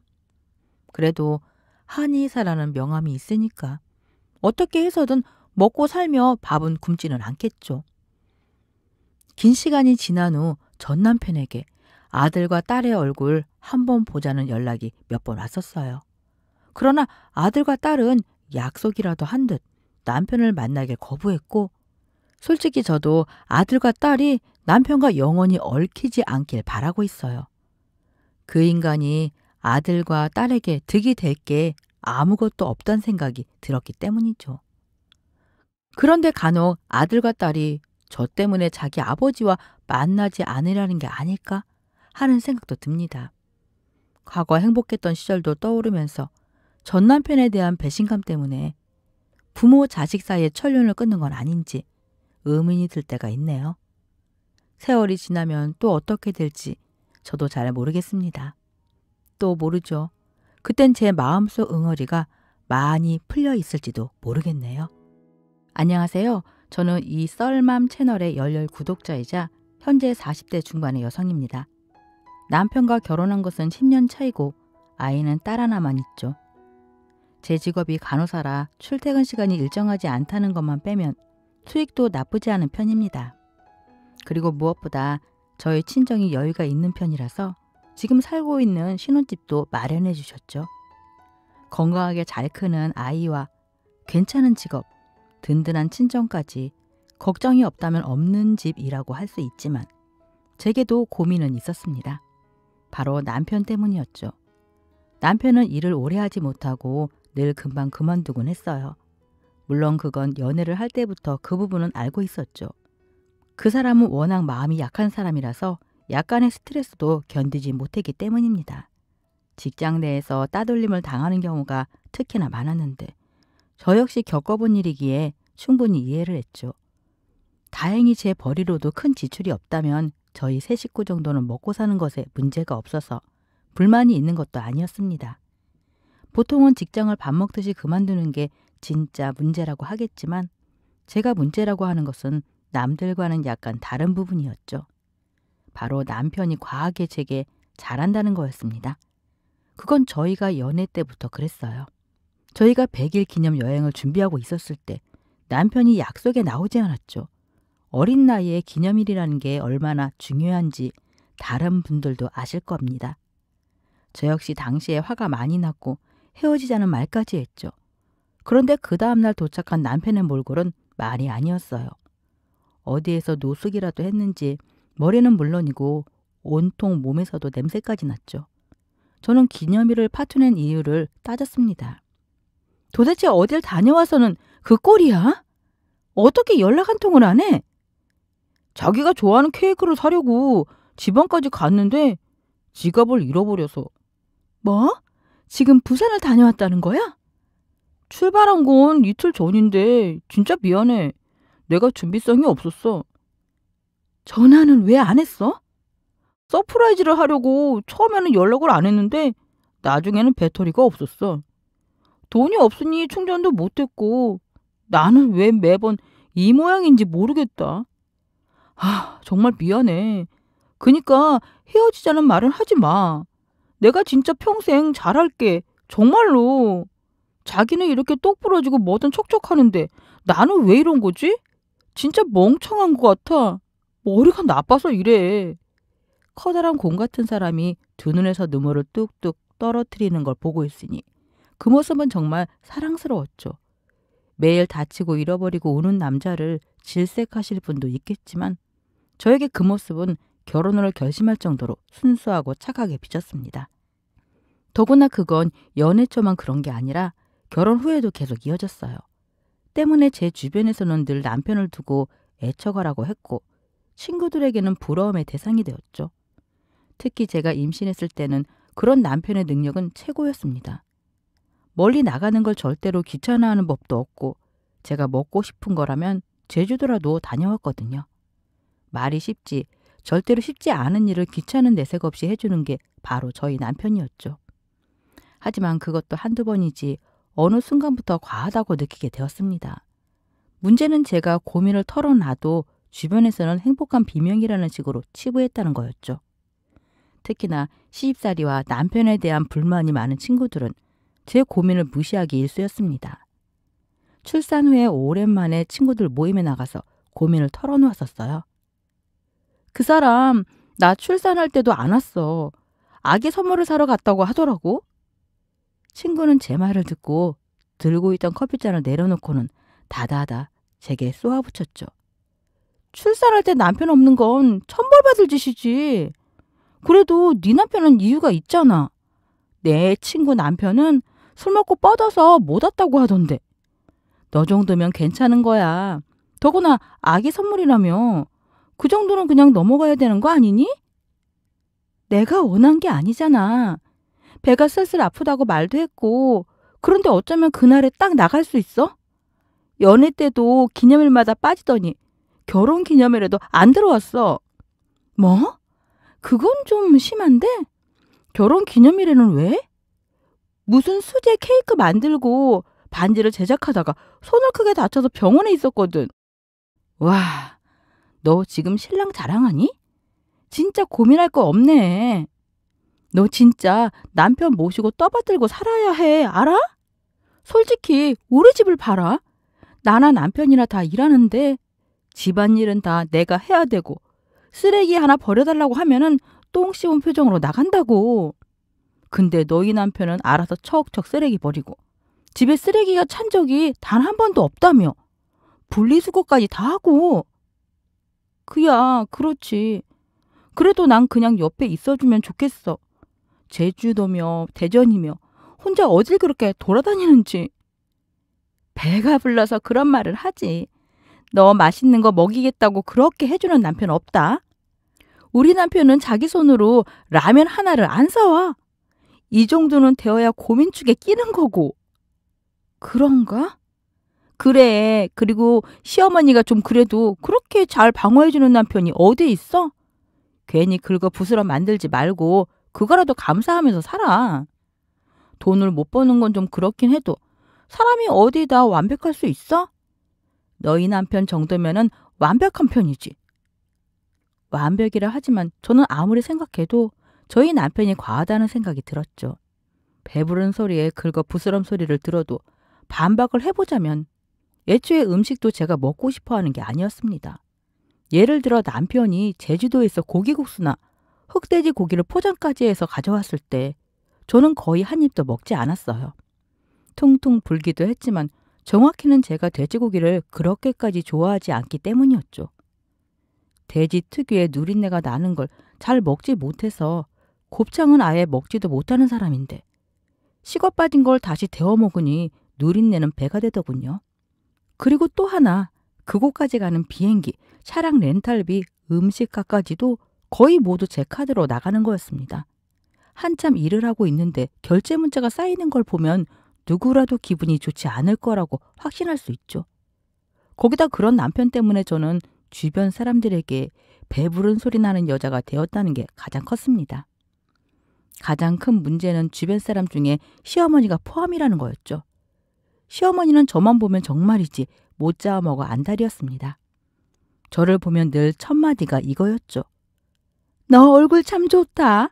우리 아들은 얼굴이 반쪽이 되었던데 얼마나 좋은 걸 먹고 다니면은 그렇게 얼굴에서 빛이 나니?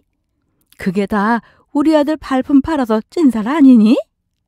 우습게도 야간에 교대 근무하면서 제 몸무게는 50대 초반을 넘어간 적이 없었습니다. 키가 165이니 누가 봐도 말랐다는 말을 들을 정도였고요. 그런데도 시어머니는 마치 제가 남편을 들들 볶아서 산의 진미를 다 사다 먹는 줄 아셨죠. 저는 너무 억울해서 늘 반박을 했습니다. 저 오늘도 야간 근무 끝나고 온 건데 얼굴이 좋다니 무슨 말씀이세요? 그래, 간호사라는 직업이 원래 그렇게 힘든 건데 그것도 다 내 아들이 너 건강 챙기고 먹이고 하니까 지금까지 별탈이 없다는 말이다. 그리고 너는 꼭 그렇게 시애미를 이겨야 직성이 풀리니? 어쩜 그렇게 한마디를 그냥 넘어가는 법이 없어? 그냥 그러려니 하고 내내 하는 맛이 없어? 지는 게 아니라 매번 저한테 살이 찐다, 얼굴이 좋다고 하시니까 그냥 말하는 거지. 은유, 비유, 뭐 그런 거지. 참 너 피곤하게 산다. 그리고 내 아들이 너한테 잘하는 건 사실 아니냐? 어떤 남자가 자기 마누라 먹이려고 멀리까지 다녀오고 그래? 우리 아들 하는 반에 반만 해도 나라면은 내 남편은 물론이고 시댁 식구들한테도 절을 했다. 너처럼 살쪘다는 말로 파르르 떨고는 안 해. 어머님도 아시잖아요. 말대꾸가 아니라 정말 제가 원하는 일이 아니라고요. 그러니까 네가 더 나쁜 거야. 내 아들은 너 좋아하는 모습 그거 하나 보려고 추운 날은 덜덜 떨면서 기다렸다가 음식 사다 나르고 더운 날에는 땀 흘려가면서 줄 선다. 근데도 너는 난 절대 싫어. 이런 표정으로 음식 받아 먹을 걸 생각하면 내 속에 천불이 나. 좀 좋은 척이라도 해주면 어디 덧나니? 응? 입에 가시가 막 돋쳐? 제가 언제 또 그렇게 했다고 그러세요. 내 앞에서도 이렇게 정색을 하는데 남편 앞에서는 오죽했을까? 너보다 인생을 더 살았는데 그거 모르겠냐? 내 나이 허투루 먹은 거 아니다. 너 시집 올 때도 집해오고 내 아들이 마음이 약해서 사회생활 잘못해서 네가 생활비 되는 것도 알아. 그러니 걔 마음은 오죽 썩어 들어가겠어.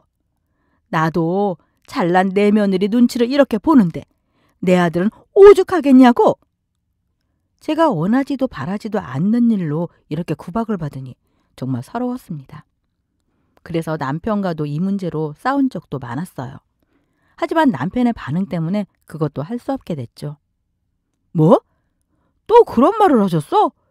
아, 진짜 절대로 그런 말 하지 말라고 며칠 전에도 충고를 했는데 이번에는 내가 엄마한테 제대로 따져서 말할게. 진짜 가만히 있으니까 당신한테 너무 함부로 하시는 것 같아.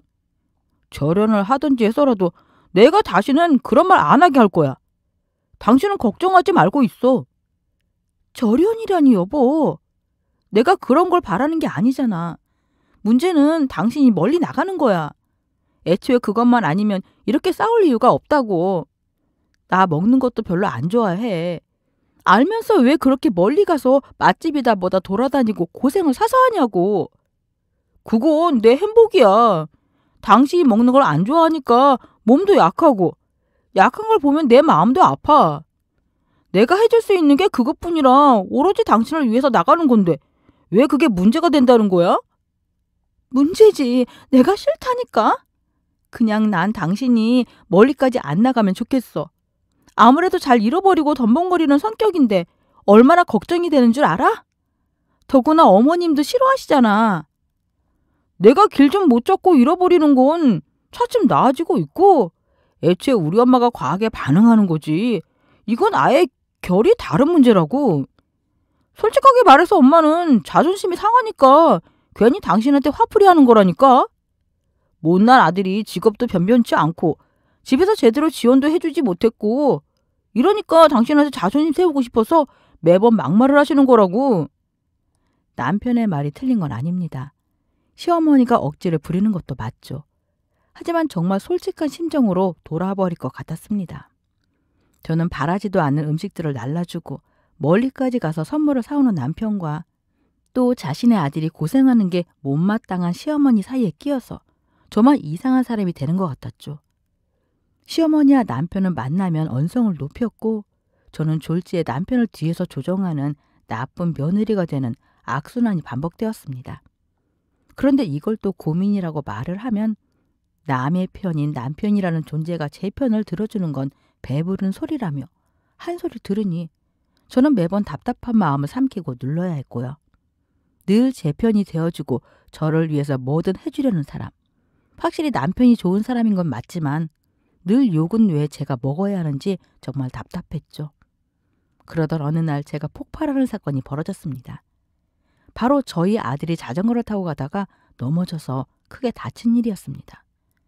당장 수술을 들어가야 했는데 저는 일을 하는 중이었고 남편이 연락이 되지 않았죠. 아예 다른 병원에 입원해 있었기에 저는 발을 동동 구르다가 결국 저희 부모님에게 연락해야 했습니다. 저는 다른 간호사와 시간을 바꾸고 최대한 빨리 병원으로 갔고요. 그렇게 수술이 시작되었는데 제 휴대폰으로 띠링 문자가 왔습니다. 대전 빵집에서 결제한 내역이었죠. 그걸 보는데 정말 눈이 뒤집히더군요. 다음날 돌아온 남편은 또다시 눈물을 흘리면서 제게 잘못을 빌었죠. 휴대폰을 잃어버렸어. 고속버스에 두고 내렸나 봐. 그걸 찾겠다고 하다 보니까. 그래서 다음날 왔다고? 미쳤어? 공중전화는 없어? 전화를 왜 안 하는 건데? 난 우리 애가 빵을 좋아해서. 동네에는 빵집이 없어? 우리 동네에만 프랜차이즈가 2곳이 있고 동네 빵집도 엎어지면 코다할 곳에 있어. 근데 대전? 있지. 그래도 거긴 유명한 집이고 당신도 좋아하고 또 거기서 빵을 사오면 좋아할 줄 알고. 그리고 오늘 별일 없을 줄 알았지. 이런 일이 있을 줄은 정말 예상도 못했고. 가끔 하루 이틀 내가 늦게 들어오니까 당신도 그러려니 할 거라고 생각하고 내가 진짜 미쳤어. 정말 돌았어. 정말 미안해. 응? 또 핑계. 어쩌면 주절주절 하나도 핑계가 아닌 게 없어? 누가 거기 가래? 그 빵집에서 안 먹으면 죽겠다고 했어? 단순히 당신이 그냥 가고 싶었던 거잖아. 내가 전에도 말했지. 내가 나이트 근무할 때는 그냥 제발 좀 집에 있으라고. 더구나 일을 그만뒀으면 일을 바로 구할 생각은 안 하고 매번 일 그만두면 이렇게 돌아다녀야 속이 시원해? 내 마음은 그게 아니라는 걸 알잖아. 그저 당신이 기뻐하는 걸 보고 싶었어. 모르겠어. 이제는 당신이 왜 그러는지 이해가 안 돼. 내가 기뻐한다고? 매번 내가 그만하라고 하지 말라고 하는데도 하면서 뭐가 미안하다는 거야? 미안한 사람이 계속 내가 하지 말라는 거래? 설마 공처가 애처가 소리 듣고 싶어서 그래? 나 나쁜 년으로 만들고 너는 꼭 그 짓을 해야 하니? 하루라도 그냥 집에 붙어 있으면 병이 나? 나도 힘들어. 하지만 당신을 위해서. 난 당신이 밖에서 뭘 사오든 하나도 안 좋아. 아이도 마찬가지야. 애 핑계 더는 안 통해. 당신이 일을 안 하면은 평일이고 주말이고 전국을 돌아다니고 일을 시작하면 주말마다 집에 없는데 애가 좋아하겠어? 애초에 이게 말이 되는 짓이냐고. 그럼 어쩌라고. 내가 당신이랑 애를 위해서 해줄 수 있는 게 이런 것뿐인데. 못난 남편이라서 정말 미안한데 내 나름대로 최선을 다한 거야. 알잖아. 또 그 소리야? 나 매번 당신 자존감이 낮아질까 봐 그 말 들으면 그러려니 했어. 하지만 이건 선 넘었지. 애가 왜 다쳤는데? 1년 전 아이 생일에도 늦게 왔던 남편이 선물이라고 사온 자전거를 타고 나갔다가 벌어진 사고였습니다. 남편은 늘 아이에게 자전거를 가르쳐주겠다고 말을 했었죠. 자전거를 배우면 어디 가자, 어디까지 가서 이렇게 놀자, 이런 말들을 습관처럼 했습니다. 하지만 그 빌어먹을 맛집 탐방 때문에 차일피일 미뤘고 아이는 혼자라도 자전거를 배우겠다면서 친구들과 그걸 끌고 나간 거였죠. 모든 게 자전거를 사온 남편 때문이다, 이런 말이 아니었습니다. 하지만 남편의 행동은 절대로 아이나 저를 위해서가 아니라는 건 확실했죠. 제가 봤을 때 남편은 그냥 돌아다니고 싶어 환장한 인간에 불과했으니까요. 남편은 역시나 눈물을 흘리고 무릎을 꿇고는 제게 빌었습니다. 미안해. 내가 못나서 그래. 정말 미안. 됐어. 눈물 흘리지 마. 이제 정말 지긋지긋하다. 이게 우릴 위한 거라고? 매번 중요한 날 오지도 않는 게 뭐가 우릴 위한 일이야? 애 낳을 때도, 애 생일에도, 우리 결혼 기념일에도, 크리스마스에도 매번 이런 식이야. 공처가? 애처가? 나 다 필요 없어. 이럴 거면 앞으로는 그런 짓 하지 마. 차라리 다른 남편처럼 주말에 누워서 TV나 보라고. 여보, 그래도 난 분명 말했어. 앞으로는 어디든 가지 마. 그때까지도 저는 남편을 약간 과한 사람이라고 생각했죠. 좋아하는 법도 표현도 서투른 사람이라고 말입니다. 하지만 시간이 좀 더 흐르니 그건 일종의 병이라는 걸 알게 되었죠. 병든 닭처럼 힘없이 축 늘어져서 다녔고 생기를 잃어버린 사람 같았습니다. 그래도 저는 독한 마음을 먹어서 절대로 남편이 지방이나 맛집에 못 가게 하루에도 몇 번씩 말했죠. 다행히 몇 달이 지나니 일도 시작했고 나름 일상의 모습을 되찾은 듯 했습니다. 그런데 저희 결혼 10주년에 일이 터지고 말았죠. 일을 한다고 나간 남편이 그 다음날 아침에야 들어온 거였습니다. 한 손에는 꽃다발을 또 한 손에는 제게 줄 선물을 가지고 말이죠. 저는 그런 남편을 보자마자 꽃을 거실에 던져버렸습니다. 미쳤어? 정말 당신 미친 거야. 이번에는 유명한 꽃집이라도 다녀왔니? 나는 그저 특별하게 내가 디자인한 목걸이를 주려고 한 거였어. 정말이야. 진짜 특별하다. 다른 것도 아니고 10주년이야. 그런데 뭐? 또 외박을 하고 특별? 진짜 최악이다. 당신이란 사람은 내가 싫어하는 짓을 꼭 해야만 사는 것 같아. 그냥 우리도 평범하게 그렇게 살면 안 될까? 내가 무슨 큰 걸 바래? 그래도 내가 최선을 다해서 만들었어. 한 번만 넘어가 주면 안 될까? 항상 당신은 이런 식이지. 당신이 제일 최악인 건 나를 나쁜 년으로 만든다는 거야. 다소 촌스럽고 투박해 보이는 푸른색의 보석이 박힌 목걸이를 들고는 덜덜 떠는 남편의 손이 그날은 정말 싫었습니다. 매번 저만 나쁜 사람이 되는 것도 숨막혔죠. 저라고 왜 매번 이런 정성 어린 선물을 주는 남편이 고맙지 않겠습니까? 어떤 날에는 내가 정말 배가 불러서 이런가 하는 생각도 들었고, 이렇게나 좋아하는데 그냥 지방이고 어디고 가는 거는 허락할까 하는 생각도 했었습니다. 하지만 아내가 이렇게 싫어하는데 굳이 하려는 걸 보면은 저도 오기가 생겨서 더 악독하게 굴었던 거죠. 그러다가 그런 일이 몇 번 더 있었고 저는 의심을 하기 시작했습니다. 대부분의 사건이 저희 기념일마다 있는 게 아무래도 이상했거든요. 무려 10년이란 시간 동안 왜 의심을 안 했냐고 물으신다면 그 기간이 매우 애매했기 때문입니다. 이를테면 제 출산일도 그렇고 저의 결혼기념일, 아이 생일 같은 날에 보통 남편은 늦거나 들어오지 않은 경우가 많았어요. 바람을 의심했다면 주말이나 명절 혹은 크리스마스 같은 날에 들어오지 않았을 텐데 그런 경우는 거의 없었죠. 그래서 저는 매번 의욕에 넘친 남편의 실수라고 치부했던 겁니다.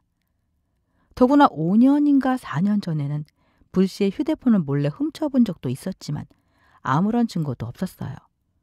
오히려 비밀번호도 걸어놓지 않은 휴대폰을 보는 게 민망할 정도였죠. 하지만 저와 크게 싸우고 난 뒤에도 멈추지 않는 건 확실히 수상했습니다. 친구에게 이 일을 상담했더니 그때는 진지하게 들어줬죠. 근데 이게 앞뒤가 맞는 건가? 굳이 우리 가족들 기념일만 만나는 여자, 그게 가능하냐고. 애초에 바람은 머리로 해석은 가능하니? 바람은 가능하고 불가능하고를 따지는 게 아니야.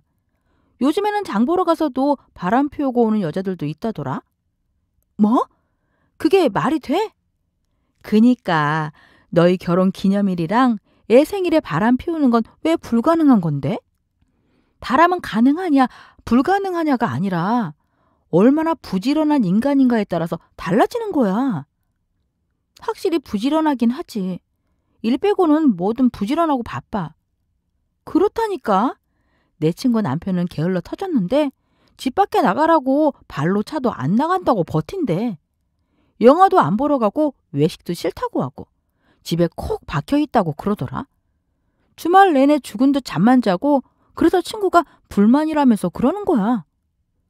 아무래도 그럴 수도 있겠다. 우리 집이랑은 반대네. 그래. 근데 확률적으로 그런 게으른 인간들은 바람을 안 피워. 왜? 바람 피우려면 머리를 얼마나 써야 하는 줄 알아? 시간도 맞춰야 하지. 알리바이도 만들어야 하지. 이전에 말했던 것들도 다 기억해야 하지.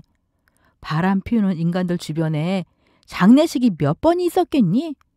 친구 와이프도 죽이고 이미 돌아가신 친구 아버지도 또 죽었다고 해야 하고 병의 종류는 또 기억해야 할 게 아니야. 급사에 심장병에 무슨 암에 그거 다 기억하는 것도 결국 부지런해야 한다니까. 그런가? 그럼 우리 남편이 바람을 피우고 있을 수 있다는 거네? 망할 놈. 진짜 바람이면 내가 가서 머리털을 다 뽑아놓을 테야. 너가 이상하다고 할 때도 내가 얼마나 감싸주고 그랬는데. 일단 내가 아는 곳이 있으니까 여기로 연락해봐. 친구가 지갑에서 명함 한 장을 꺼내서 제게 주었습니다. 심부름 센터라고 되어 있더군요. 이게 뭐야? 너 이런 곳도 알아? 우리 막내가 대학 졸업하고 잠깐 일했던 곳이야. 지금은 일 안 하는데 사장님이 좋게 봤는지 이 사인된 명함 들고 가면은 할인도 해준다고 했대. 내가 쓰려고 했는데 너한테 양보하는 거다. 근데 굳이 이렇게까지 할 필요가 있나? 휴대폰 뒤져도 별거 없다며. 넌 일을 해야 될 거고 어떻게 밝힐 건데? 일 쉬겠다고 하고 보자기 둘러쓰고 뒤려도 밟으려고? 요즘 시대에 누가 그렇게 해? 남의 신상을 그런 곳에 보낸다는 게 찜찜해서 정말 오래 망설였습니다. 아무리 의심이 된다고 해도 어쩐지 내키지 않았죠. 하지만 남편이 제 생일날 또다시 외박을 했을 때 바로 심부름센터로 달려갔습니다. 찜찜하고 뭐하고 그런 건 더 이상은 신경도 쓰이지 않았죠. 딱히 결과를 받는 것이 오래 걸리지도 않았어요. 제 생일 바로 일주일 뒤가 아이의 생일이었기 때문이었죠. 단 하루 뒤를 밟았는데 남편의 불륜 증거는 넘칠 정도였습니다. 저와 비슷한 나이로 보이는 여자와 맛집에 들렸다가 관광지를 들렸다가 모텔에 들어가는 모습이 담긴 사진은 100여 장에 가까웠죠. 무엇보다 충격적이었던 건 여자가 만삭의 상태였다는 겁니다. 사진들을 보면서 저는 온몸의 피가 빠져나가는 기분을 느껴야 했고 어느 순간부터는 화도 나지 않았죠. 그리고 머릿속에 드는 생각은 단 하나였습니다. 이 아이는 남편의 아이일까? 하는 생각이었죠. 저는 남편에게 바로 사진을 들이밀고 물었습니다. 그랬더니 새파랗게 질려서 제 앞에 무릎을 꿇었죠. 여보, 이게 다 오해야. 정말로 오해. 이게 어떻게 된 거냐면 이 사람은 내가 아주 오래전에 만났던 여자야. 근데 남편이랑 이혼하고 힘들게 살고 있다고 해서 그냥 정말로 딱 한 번 만났어. 정말이라니까? 그리고 모텔에 들어간 것도 거기서 살고 있어서 그냥 데려다 준 거라니까? 어떤 사람이 그런 말을 믿어? 당신 두 집 살림했어? 진짜 그런 거 아니야. 정말이라니까? 당장 그 여자한테 물어봐도 된다. 나 정말 결백해. 너무 억울해. 무엇보다 이걸 봐. 만삭이잖아. 홀몸도 아닌 여자랑 내가 무슨 바람을 피워? 내가 그 정도로 미친놈이야? 나랑 10년을 산 당신이 그걸 모른다고 할 거야? 애는? 당신 애일 수 있잖아. 유전자 검사해. 그럼 되잖아. 나 진짜 당당하거든? 솔직히 거기 들어가는 사진 빼고 내가 오해할 짓을 뭘 했어? 그냥 맛집 간 거, 관광지 돌아다닌 거? 그게 무슨 바람이냐고. 내가 능력도 없는데 무슨 바람을 피운다고 그래? 바람도 다 능력 있는 놈들이나 피우는 거지. 알잖아. 당신 아니면 누가 나 같은 거랑 살아? 돈도 제대로 못 벌지. 집은 구질구질 가난한데 누가 나랑 사냐고. 제게 결백하다면서 피를 토하며 계속 설명을 했습니다. 본인의 사정을 다 알고 있는 그냥 친한 친구일 뿐이며 어떤 이성적인 감정도 없다는 말을 했죠. 거기다가 그 여자에게 직접 전화를 걸기까지 했습니다. 저는 그 상황 자체가 화가 나서 전화를 도중에 끊어버렸지만 그 여자 역시도 제게 짧게나마 억울함을 호소했어요. 본인이 바람난 남편에게 버림을 당했고 집도 없이 떠돌며 모텔에서 생활을 하고 있다고 했죠. 자신의 상황이 이런데 무슨 바람을 피우냐면서 자긴 바람이라면 이가 갈린다는 헛소리까지 하더군요. 솔직히 전 그것들의 말을 믿진 않았습니다. 정확히는 믿지 않았지만 믿고 싶었어요. 결혼 전에도 결혼 후에도 늘 바람 비슷한 거라도 있으면 당장 이혼이라는 말을 습관처럼 했었던 저였지만 막상 그 상황이 되니 쉽지가 않았습니다. 그냥 한 대 맞은 것처럼 멍한 상태만 지속되었고 머릿속은 생각이 정리도 되지 않았죠. 그날 이후 외출 자체를 하지 않고 남편은 제게 계속 빌기만 했습니다. 반면 저는 아무 생각 없이 일을 하다가도 열불이 나서 씩씩거리기도 했고 잠에 들었다가 깨어나서 엉엉 울기도 했죠. 이러다가 사람이 죽는구나 하는 순간도 있었습니다. 별 생각 없이 수건을 널고 있었는데 어느덧 베란다 발코니에 올라가서 아래를 보고 있었거든요. 죽고 싶다 죽는다 이런 말이 나오지도 않고 그냥 쿵하고 떨어져 생각 자체를 그만하고 싶은 마음이 들었죠. 저는 제가 아이가 거실에 있는데도 그런 생각을 했다는 사실에 놀라서 숨을 헐떡거리기도 했습니다. 제 이상 행동에 놀란 아이를 잡고 울던 저는 결국 그날 이혼을 결심했습니다. 그리고 그날은 야간 근무를 하는 날이었습니다. 복도에 불도 꺼져 있었고 조용한 틈에 저는 일이 끝난 후에 변호사 사무실에 들를 생각으로 자료를 준비하고 있었죠. 그 안에는 마치 연인처럼 다정하게 얼굴을 맞대고 있는 상간녀와 남편의 사진도 있었습니다. 속이 뒤집히더군요. 둘이 주고받은 다정한 문자도 직접적인 불륜 현장도 없는 사진뿐이었기에 재산 분할까지 해줄 가능성이 있다는 사실이 끔찍했죠. 그런데 이를 꽉 깨물고 분노를 삼키고 있던 그 시간 응급 환자가 이송되어 왔습니다. 사색이 된 남자가 뛰어 들어와서 양수가 터졌다고 소리를 질렀고 산모는 분만실로 이동시켰죠. 하지만 저는 통증에 끙끙거리는 그 여자를 보자마자 그 자리에 뚝 멈추고 말았습니다. 방금까지도 뚫어져라 하나씩 뜯어보던 남편의 내연녀였기 때문이었죠. 그리고 이혼을 당해서 혼자 아이까지 낳아야 된다는 그 여자의 곁에는 뻔뻔하게도 눈물까지 흘리는 남편이 있었습니다. 서류 작성도 그 사람이 와서 했고 남편이라며 보호자 서명도 그 사람이 했죠. 주소 역시도 모텔이 아니라 제가 일하는 산부인과 바로 근처에 있는 아파트였습니다. 저희 집과도 얼마 떨어지지 않은 곳이었죠. 결국 모든 게 거짓말이었구나라는 걸 알고 나니 오히려 머리가 차가워졌습니다. 억울하다고 오는 남편과 이혼을 바로 하지 못했던 건 만에 하나라도 진짜 오해이면 어쩌지 하는 생각 때문이었으니까 말이죠. 그래서 저는 발을 동동 구르는 남편에게 가서 남편과 그 내연녀가 찍은 사진을 주면서 말했습니다. 남편분 되시죠? 이거 아내분이 떨어뜨리고 가셨네요. 아주 소중하게 계속 들고 계시더라고요. 근데 옆에서 보니 정말 다정한 남편이시네요. 정신이 반쯤 나가서 울고 있는 그 남자는 사진을 받아들고는 몇 번이나 확인을 하더니 표정이 하얗게 질리고 있었죠. 아무리 봐도 본인이 아닌 다른 남자의 얼굴이었기 때문일 겁니다. 그러는 사이 저는 그런 남자의 팔목에서 촌스럽고 투박해 보이는 파란색 보석이 박힌 팔찌를 발견했죠. 제 목걸이와 마치 한 세트처럼 보이더군요. 모든 게 해석이 되었습니다. 저는 제 목에 걸린 목걸이를 신경질적으로 뜯어서 그 남편의 손에 쥐어줬죠. 이게 뭐? 아니 이건... 말을 더듬는 남자에게 제가 짧게 말했죠. 사진 속의 남자가 제 남편이거든요. 이제야 한 세트네요. 그렇죠? 그렇게 일을 하고 있는데 10분, 20분? 그 정도 후에 남자가 저를 찾아왔고 모든 사실을 대조하기 시작했습니다. 알고 보니 그 남자도 자신의 결혼기념일마다 아내가 들어오지 않았다고 하더군요. 그리고 집안 행사나 본인의 생일에도 늘 늦었다고 했습니다. 이건 나중에 알게 된 사실인데 둘은 오랜 기간 사귀어왔지만 결혼할 형편이 되지 않았다고 해요. 그래서 각자 능력이 있는 사람과 연애하고 결혼한 뒤에도 미래를 지겠다고 합니다. 더구나 천박하고 더럽게도 자신들의 사랑은 증명하겠다며 각자의 집안 행사마다 만난 거고요.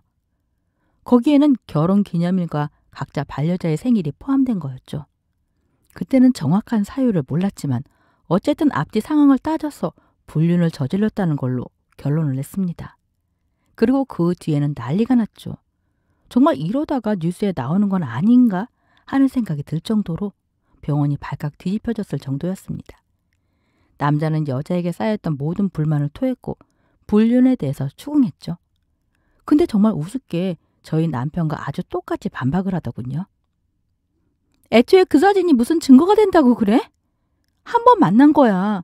이혼하고 애 혼자 키우는 측은한 친구인데 잠깐 거기 내려갈 일이 있었고 맛집 가서 밥 먹고 관광지 간 게 왜 바람이야?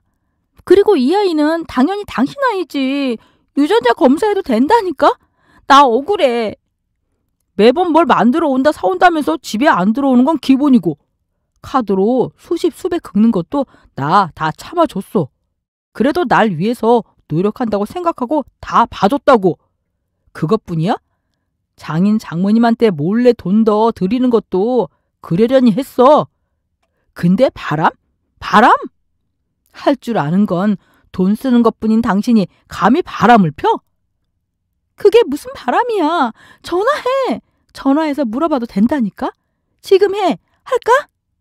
그냥 딱 한 번 친구 만난 게 죄야? 그때 찍힌 사진인데 그게 죄냐고. 한 번? 그럼 이건 뭐야?